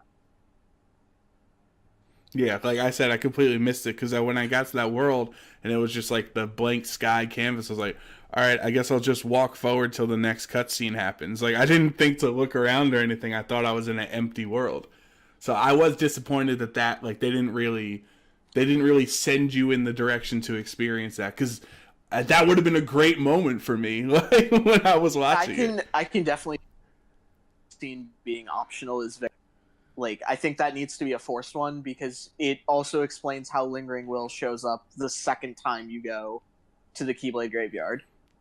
Because she's like, oh, I'll reach out to Terra, he has a strong heart. And then the second time you do the fight at the Keyblade Graveyard, that's when he shows up to fight. Which you wouldn't know why he's there without that cutscene. It just kind of plays out like a reverse time thing. I thought that the whole shock factor behind the final world was so good. Because in your mind, when you first get there, I was like, is this the final world in the whole game? But when you really get there and you're like, wow, this is not what I expected, what just happened? And then you go through the final world, you're like, wow, this is absolutely insane. And then Chirithy is there and all that stuff. It was just so good. And yeah, they like the title card for the world comes up in like the final world, and I'm like, all right, well, we're really telegraphing this is the end of the game now. All right. Yeah, I thought it was the end of the game too, but there was so much more after. That's how they got you. Just like with Kingdom Hearts 2.9 at the beginning. Oh, I you're was so right. laughing so That hard. was so when- funny. I was like, flashed I was across the happy screen. and mad at the same time. I was like, you gotta be kidding me, Square. Yeah, that flashed through, and I'm like, damn it, Nomura. God. Yeah, for me, I was just like, hold on. Wait. Is this... What game am I playing now? Yeah. Is this 2.9? Is this Kingdom Hearts 3? And then that relief factor when it finally appeared on the screen, Kingdom Hearts 3, you're like, oh, thank goodness. Yeah, right. This is I the just right wanted game. it to like flash through Kingdom Hearts 2.9, and then you do the tutorial, and then instead it would be Kingdom Hearts 3.1, and I'm like, all right, I guess 3's just not a thing. Like, it's fine. Because Square can't count the 3 either. That's fine. Oh man, that was one of the favorite parts. My other favorite part was when Boo thought Donald Duck was Mike Wazowski. I was in tears screaming, Mike Wazowski! I was like, oh my god, it's too cute. I can't handle it. And Donald's all mad. I'm Donald Duck. Oh god, that's so good. Another... Oh, no, go ahead, Megan. Oh, I was just gonna say another great moment I found in that game. Sora would fist bump Baymax and then go la la la la. Follow. That was so funny. Yes. Follow. So we've all been ingrained in the series for years, and the emotional payoffs at the end is what we were playing for. Which one was the most tearful? Because there's no way you went through the game and didn't cry at all, like at the end of the game. There's no way. Because I know there when was, Shion came back, I was shook, yeah, bro. That one was rough for me. I was one, shook and a half. Yeah, I didn't make it through that one without crying. I was like, nope, it's happening. I'm just gonna let it happen. Oh god. When Shion came back, I was like, I felt really bad. Not in the sense that I felt really awful that she came back. She in general was never one of my favorite characters. But when she came back, it was just really emotional. I thought when Terra came back, that gave me chills. Ooh. That one that gave me the most chills because you have this scene with the Guardian and how he just says, I'm here to I want to set things right, like he did at the end of Birth by Sleep, where he promises Aqua and Ventus, he's like, I will set this right one day. I thought that was really impactful. I thought it was really awesome. I was kind of popping off a bit in my apartment. That one was one of my favorite moments. Yeah, I was pretty shooken up at the end of that one to finally see like their 3 stories finally have a happy ending. Because the end of Birth by Sleep is an absolute tragedy. Like that game does not have a happy ending at all. Yeah, I felt that it was a long time coming for them. They were the ones I feel, besides the trauma that Sora goes through and the trauma that Riku goes through, besides them, I feel as though the original 3 Keyblade wielders had some of the most tragic endings out of all the games. Because even they would say in Birth by Sleep, Aqua says, having the Keyblade kind of tore us all apart. So she didn't give it to Sora. But it tore them apart in ways that were just so tragic compared to anything that happened to Roxas or Shion. I mean, those things were tragic too. But being trapped in a dark realm for 10 years without your friends, sleeping and not being able to wake up, and then having your body snatched, that's all really horrific stuff. Yeah, being a puppet for Xehanort, and you're on the inside trying to get out the whole time, and Xehanort's just like suppressing you and trapping you there like a prisoner. I am a big fan of Birth by Sleep. That's my favorite story in the series, and I think it's the most impactful and important story in any of the games in the franchise, because so much of it branches off from Birth by Sleep. That's how everyone got their Keyblades. That's where Xehanort's plan started, and where he used the bad guy. There's so much of the world that we experience now in the story, it's thanks to the events of Birth by Sleep, that every game I'm like, all right, this is where Terra's gonna break through. Nope. It's like, all right, right now Terra's gonna come back and save the day. Nope. It was such a great moment when it was he was there with us all along, and I was happy. But one thing, so we built up, one of my friends who hasn't played Kingdom Hearts since Kingdom Hearts 2, one of my college friends, he got the game and he asked me, and he was like, all right, so what's happening? I'm like, I'm not going to give you this whole spiel. It's going to take too long. Watch a couple YouTube videos. You're going to understand a couple of things, but basically all you need to know is that Sora and the good guys are trying to get 7 Hearts of Light together to beat Xehanort, who is trying to get 13, not hearts, but I guess people of darkness. I forget the terminology he uses for it. So it's like, all you need to know is Sora's getting 7 good people and Xehanort's getting 13 bad people, and they need to have a clash at the Keyblade Graveyard because that's what the prophecy foretold. And I think that's a pretty fair, boiled down explanation of the story of the game. But when you look at the numbers at the end, like, the math doesn't add up, because there ends up being like 11 Guardians of Light because Terra comes back and we get Xion and Mickey, and then out of nowhere like, whoa, we could count Donald and Goofy too. And like, it just was really odd to me. I don't know if I'm just crazy OCD or if that's like a real thing. There's like 15 Hearts of Darkness, like, connected. Demix disappears into nothing. Like, we never hear from him again. He's just gone. They had to have extras, just in case, maybe. Right. You never know. Like, they built up 13 versus 7 so much, and then the numbers didn't matter in the end. I think it would have been more interesting if throughout the games we fought the organization members in the Disney worlds, and by beating them all, at a time, that was the 13 Keyblades at the end that Xehanort needed. Instead of a boss rush of 13 people that, like, you just wailed on the same way, and then it would stop gameplay to have them in the middle of the battle disappear to then go back to it and do it again. Like, I just thought that weird boss rush could have been handled, or could have been spread out throughout the whole game. I absolutely agree. And, like, that was also a key point in Dream Drop Distance. Like, the last scene of the game is Xehanort trying to turn Sora into his 13th darkness. Thank you. Have that yet. And then when we get to Kingdom Hearts 3, he's like, I've got, like, 17 of them. It's no big deal. Like, I could just make more. Xehanort's a very thorough evil villain. He's a great villain as far as, like, villains go, in my opinion. Rip Leonard Nimoy. Yeah. Dude, whoever voiced him, I was cringing every time he talked. I was like, the same. Yeah. I feel like Xehanort was designed to have Leonard Nimoy voice him, and, like, this time around, no. He sounds Scottish.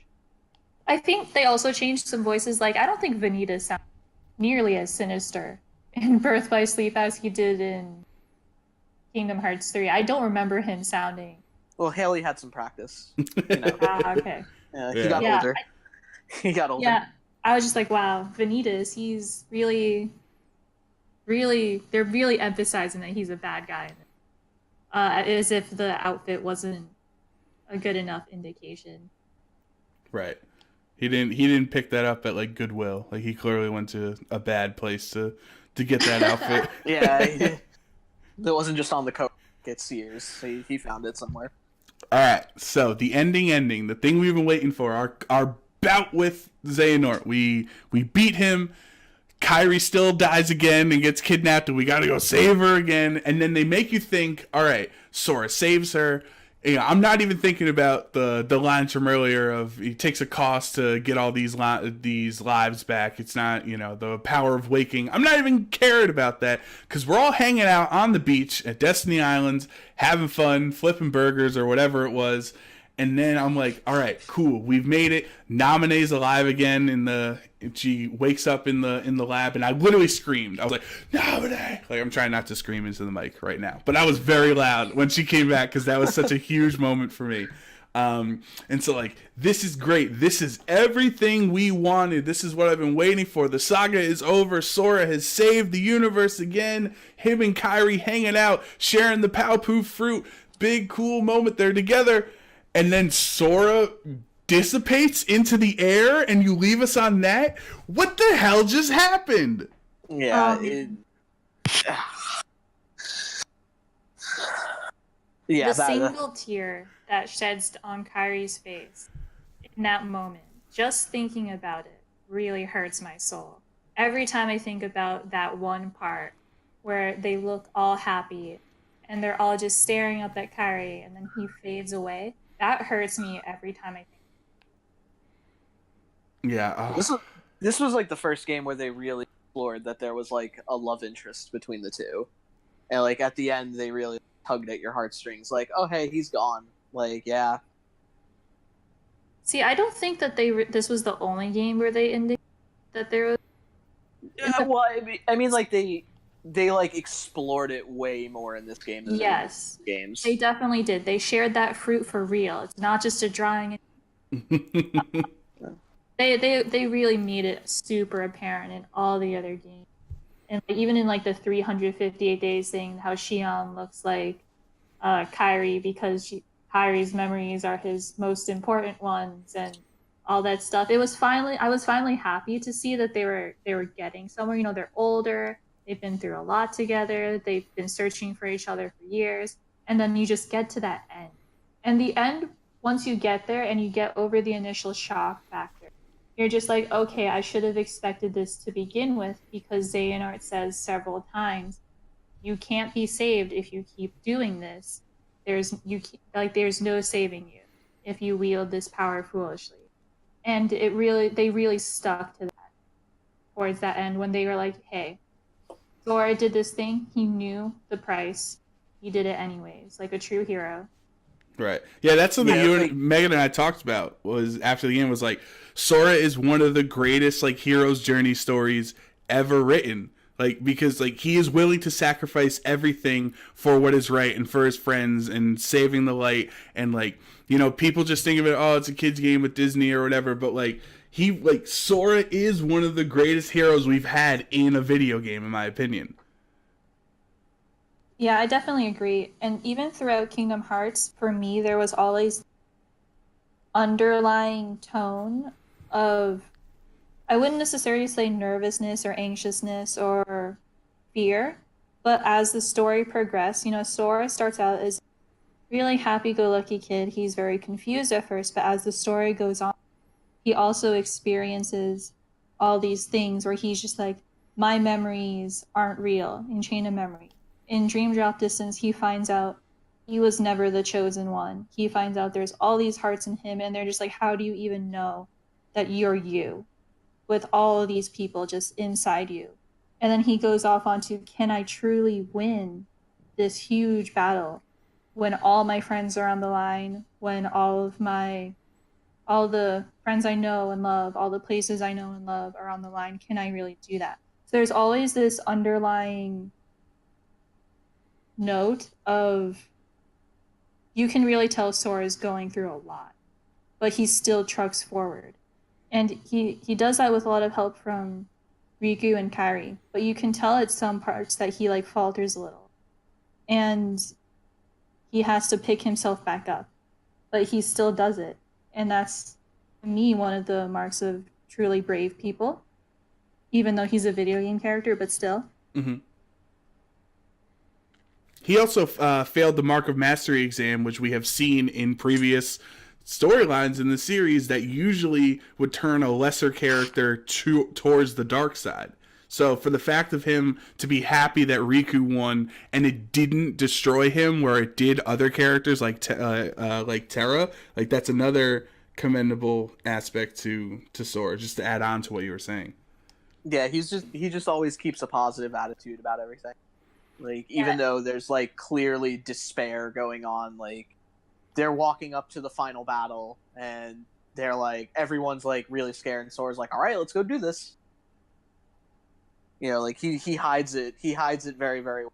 Right, he shields the burden for everybody else. Yeah, like he takes the full on like brunt of it. That meme of the camo guy with the fire, the bombs going off with the little kid sleeping, you know that one? Yeah. Yeah, that's what Sora is like. Yeah. Kairi is just sleeping on the bed. He's taking all the hits for her. Sora's like the "this is fine" dog. Yeah. Where he's just trying to get through it. Yeah, I also think that Riku is also notably has one of the better redemption stories too. Oh yeah. The fact that Terra, from not becoming a master, ended up falling to Master Xehanort. And Riku also fell to the darkness for different reasons, following a similar path that Terra did. But he managed to turn what happened to him into one of his most stronger points, which is that he learned that things aren't necessarily strictly black or white. He could walk the middle line, the Right. road to dawn, as they say. So he was able to kind of meld them together and become his own person. And he was always true to his friends too, but in different ways. He lived that Emperor Palpatine life, trying to use the light and the dark to to become stronger. Oh yeah. All right, so we do have to wrap up our discussion here. So we'll talk about the ending, that secret movie, and the implications it can lead towards Kingdom Hearts 4 and what we expect. So I remember talking, like, TJ pretty much opened my eyes to all of it because I was so confused when I watched it. I had no idea. So TJ, if you want to like give us a breakdown of what happened in that secret movie and what we should be expecting in the next game. So I know you haven't played the game. I'm pretty sure Megan has. In the like secret ending, Sora wakes up, and it's clearly the real world. Like it's our world. Like there's traffic lights and cars, and it's somewhere in Japan. And he wakes up and he looks up and you see the 104 building, which if you played The World Ends With You, you know that's the main hub in World Ends With You, which I'm about to spoil this game and it sucks because this game's really, really good. But if you wake up at the 104 building, you're dead. Like, you're dead and you play the Reaper's game to get your life back. So the theory is that Sora's dead and he's going to have to play the Reaper's game to get back, which, using the power of waking to get Kairi back, killed him. Like, just like Xehanort said to him, like, you can't wield this power foolishly. And then we see Riku walking around the government building in Japan, and at the top you see Yozora from the Verum Rex Toy Story Square Enix game in the Oh world. my Final goodness. Fantasy 13 Versus with starring Riku. Yeah, and then at the end there's the I assume it's the Master of Masters. His mannerisms like match, where he like makes a heart with his hand over the moon, and like that's A the normal moon, mind you, not Yeah, a heart-shaped moon. Yeah, he makes like a heart with his hand and then puts it over like our moon. So, I guess the theory is that Sora has to play the Reaper's game. So we're going back to the world that The World Ends With You. And Megan, I can't remember if you played the game, so I'm really sorry if I just like ruined that game for you. Oh no, it's okay. So I actually haven't played the game, but I know Oh, it. such a good Like game. I know where it takes place. I know about Okay. it because I have friends who love that game, and I ask them what it's about. It's on my list of games to play. But like You should play it. It's very good. Yeah, it had a lot of very similar Final Fantasy tendencies because the music sounded very similar to the kind of music they used in Final Fantasy 15. But then when Sora woke up and they zoomed out, I was like, oh, this is Shibuya. He might be in The World Ends With You world because I know it takes place in Shibuya and it has to do a lot with culture in Shibuya and stuff like that. I was like, he's definitely there. My question though is, how does Riku end up there? Because doesn't the Reaper's game require that you have a partner play the game with you? So would Riku be his partner? Well, it requires that you be dead first. Well, yeah. Does Does Riku die or somehow? I don't know if like they like went into, because I didn't see any like World Ends With You imagery in his scenes. It was just in Sora's, and it was just, and I mean it's a classic Nomura thing. Like it's that one little thing in the scene that really gives it away. Ah, okay. Where it was just the No. 104 building. But in, Yeah. in the real world Shibuya, it's the 109 building. Ah, okay. Because for me, it was just a little confusing because I personally have never played The World's Ends With You. So when you said it's the 104 building, I didn't recognize the significance of that. So it's really interesting. I really have to play that game. You should. It's a very, very good game. Yeah, I thought it was really good. And I also thought that the epilogue was really good too. So how those two come together and what order they're going to come together It's so up in the air. Like you Oh, don't know. right, with Lushu, right? I totally forgot about that. Yes. Yeah. So, was anyone else weirded out by that? Because I was a little disappointed that Xigbar was Lushu because it No. makes it seem, in my opinion at least, that Xehanort was not the mastermind that he's been built up to throughout the series, because Xigbar was his apprentice but had his own ulterior, like, higher motive that's going to be talked about in the 4th game. You know what I mean? Like, so I was a little disappointed, like, man, I thought we were done with this saga, like, but this, So when he took, at first I was like, oh, come on, he's died like 3 times, like, what's going on? But the more I thought about it, the more it's like, oh wow, he's been building up to this for a very long time. Like, I think Xigbar was always planned to be Lushu from the moment he started planning out, like, the foretellers and stuff like that. Really? Okay. Yeah, so I there's a couple scenes that really give it away. Like, at the end of, I think it's the secret ending in Recoded, the movie, not the actual game, but like the movie one, where he's talking with young Xehanort, and he mentions, like, the Keyblade has no name, and he says, well, I have my own plans that I have to work out with. And then there's a scene, the scene for me that really did it in for me was in 358 Days, where him and Axel are fighting Shion, and he looks at Shion, and it's Ventus. And he's like, why do you always look at me like that? And he gets knocked out by Shion, who looks like Ventus, because that's what he sees Shion as. Like, if you go back and replay Birth by Sleep, there's only one scene that Braig is with Ventus, and it's when Ventus is frozen solid on the ground. So he knows nothing of his fighting style, he knows nothing of his look. They've only interacted one time. The only way he knows who Ventus is if they were together in the Age of Fairy Tales, which is... Oh. Yes. So Yeah. I thought that the whole epilogue scene actually story to a, because like TJ said, this proves that all of this was planned way back to the start. And one of the characters that did exist way back to the start was actually Ventus. Because after the first Keyblade War, the person named Ava that they mentioned, she selected a select group of people, of children, to save from the war. And she selected 5 of them to be leaders of this new faction known as the Dandelions. And one of those 5 was Ventus. So Ventus extends way back. He was much younger when this happened. How he ends up with Xehanort, I'm not 100% sure. But I think that really this epilogue kind of just located everything. And I knew something wasn't right with Xigbar from 2 things in Kingdom Hearts 3. Like TJ said, Xigbar has always given off that impression that he knew more than he should. Yeah. The scenes when Xemnas was talking to Aqua's armor and trying to talk to Aqua and Terra and Ventus through the Dark Realm. When he was trying to do that, Xigbar knew he was talking to certain people. Like, he already knew. And then in Kingdom Hearts 3, towards the beginning, I think it's in the Hercules world, he turns to Maleficent and he starts speaking, and then it just cuts. It just cuts out. Yeah. Intentional cut. And I was like, something's not right with Xigbar, because if it was not intentional, they wouldn't have put dashes at the end of that. So it was an intentional cut. And then I thought it was slightly suspicious when he was fading, they did not show him fall. They showed Mother Gothel fall from the tower, but they didn't show him fully fall. And I thought in every single game, I'm just like, if you don't see them fade for real, they're not fully gone.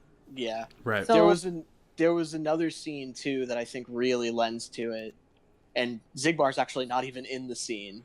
It relates back to a scene from Kingdom Hearts 2, where Xemnas says to the 4 of them, like Demyx, Marluxia, Larxene, and Luxord, you know, you need to awaken the sleeping Keyblade legend inside of you or something, and they kind of like don't explore it at all after that. yes. So Marluxia is also one of the 5, along with Ventus. I don't know the His story real about name's Larxene. Yes, Yeah, it's Larian. So in Wait, Kingdom Larxene Hearts- is one too, or just Marluxia? I haven't gotten far enough in the story to find out where Larxene comes. I know it does towards the end of the story game saga. So I know that in Japan, I believe the story has been completed, but it's Okay. still rolling out in America. There's plenty of recap videos on YouTube that are just very good to watch and explain really well. But they're also from the old time. Okay. Yeah, and so in 2, there's a scene where Zigbar is talking to Zexion, and like the scene's actually about the Chamber of Waking, like what they're looking for in Castle Oblivion. But at the beginning of the scene, he says, "Oh, I'm taking a day off. I just recruited a new member of the organization, Marley. What's his name or something?" Like he's clearly referencing Marluxia. Mm-hmm. But then with the scene with Xemnas, where he's like, "It's time to awaken the sleeping legend inside of you," and he's talking to Marluxia and Larxene, it really ties it together. Like, oh wow, Luciu knows these people. He knows who these guys are. So this makes sense to why they're in the organization, why he's pulling them, because he knows who these guys are from his previous life as Luciu. Yes, that's actually really fascinating. I'm not entirely sure if Marluxia and Larxene ever 100% met Luciu, because all I know is that Luciu left towards like earlier on. Like he was told by the Masters, your job is to carry out whatever this task that I'm giving. This Keyblade has an eye that I can watch everything going on. Mm-hmm. And his goal was, once his task was complete, to survive the Keyblade War so the Master of Masters can see what happens next. So for all we know, Luciu did know that Marluxia and Larxene was one of the 5. But also it's known that there is a traitor amongst one of the new 5, which is where... Oh goodness, I can't remember her name now. Sterilitzia? Sterilitzia was killed by whoever this traitor is, and you don't know who it is. So one of the new 5 is a traitor. Who knows? It could be Ventus, most likely not, or it could be Marluxia, or it could be anyone else. But you know that one of them is not right. And the fact that they brought all the other foretellers back, and you have the question of how come they did not perish? Are they time traveling too? And then you also have the question of what is the black box? What could be in it? Why is it so important? There's just so many questions that I'm kind of really excited to figure out how they're going to. Well, clearly the black box is the heart of Davy Jones' locker. I mean, oh, clearly. That was so funny. Like, I was mad at the time. I was like, are they really going to make Pirates of the Caribbean 3 the most important plot point in this movie? with the black box? But that was a cheeky little thing. It was like, no, we have our own black box in this world. But yeah, I'm very excited to see what happens in the future. I hope Kingdom Hearts 4 is closer down the pipeline than Kingdom Hearts 3 was. I think it would make sense if they use the same engine and everything like that. I could see, maybe 5 years from now we could have Kingdom Hearts 4 or something, maybe even 4 if we get lucky. But we do have to wrap it up. We've been actually going for a long time in this discussion, and I feel like we just scratched the surface of like what we could talk about with this game and the series and what's going on going forward. This was the first time I've actually been able to talk to someone out in the open about the game without like feeling bad about spoilers. Yeah, like looking around, seeing if anyone else is there. Because I really wanted to tweet, like as soon as I finished the game, I really wanted to tweet about the ending and be like, this is how I feel, someone talk to me. But I was like, I know there's like 15 people that follow me that have not finished the game, because I blew through it in like a day and a half. Yeah. Yeah, I was the same way. I was like, I can't say anything. Like, I can go back on social media now because I know how it ends. Yep. But I'm not going to risk spoiling it for all of my other friends who have waited so long for this. So I couldn't do that. Like, whenever I talk with people, I would wait until they got to a point that I've already been to before I could talk to them apart. Everything was just so secretive. It feels really nice. I almost accidentally spoiled the secret ending for you, Megan, when we were talking once. Oh, yeah. Because thankfully I didn't say what happened, but I was like, that secret ending, and you're like, I haven't seen it yet. I'm completing the game or whatever. I'm getting the lucky emblems to unlock it, and I was like, oh, thank God I didn't ruin it. I actually, what you said, you literally just gave me what the title was, and the title for the secret ending called. And so I thought it. Wait, what was it called? I forget. it was just called Yuzora. Oh, okay. So it was just going to be, oh, Rex is probably just going to be playing this game, and it's probably going to be really cute. And then I got to it today, and I was like, whoa. This isn't at all what I thought it would be. So you really didn't spoil much at all. Good. But yeah, thank you again, TJ and Megan, for coming on. TJ, I know you have something big happening this weekend if you'd like to promote it. This weekend is the St. Louis Pokemon Regional Championships. I will be the live stream producer for the VG side. Our good friend Adam will be the TCG producer. You can catch all that on Critical Hit GG on Twitch. Joe is usually a caster, but Joe did not want to come enjoy the amazing city of Collinsville, Illinois with me this weekend. I decided to skip out on seeing the world's largest ketchup bottle. That was my mistake. Top 5 cities in America, Collinsville, Illinois. So that's this weekend. That'll start Saturday, I think around like 9 o'clock Central Time, so like 10 o'clock Eastern. But you won't see me on camera. I just make the computer work. That's all I do. Yeah, and I'll be in chat, so I'll be you'll banning be people out. for saying dumb things in chat like you do. Yeah. You know. Yeah, we'll see you this weekend. You guys are in Florida, so it's currently snowing outside. So what's going on in Florida right now? It's getting hotter. It's hot. Very humid now. It's very humid too.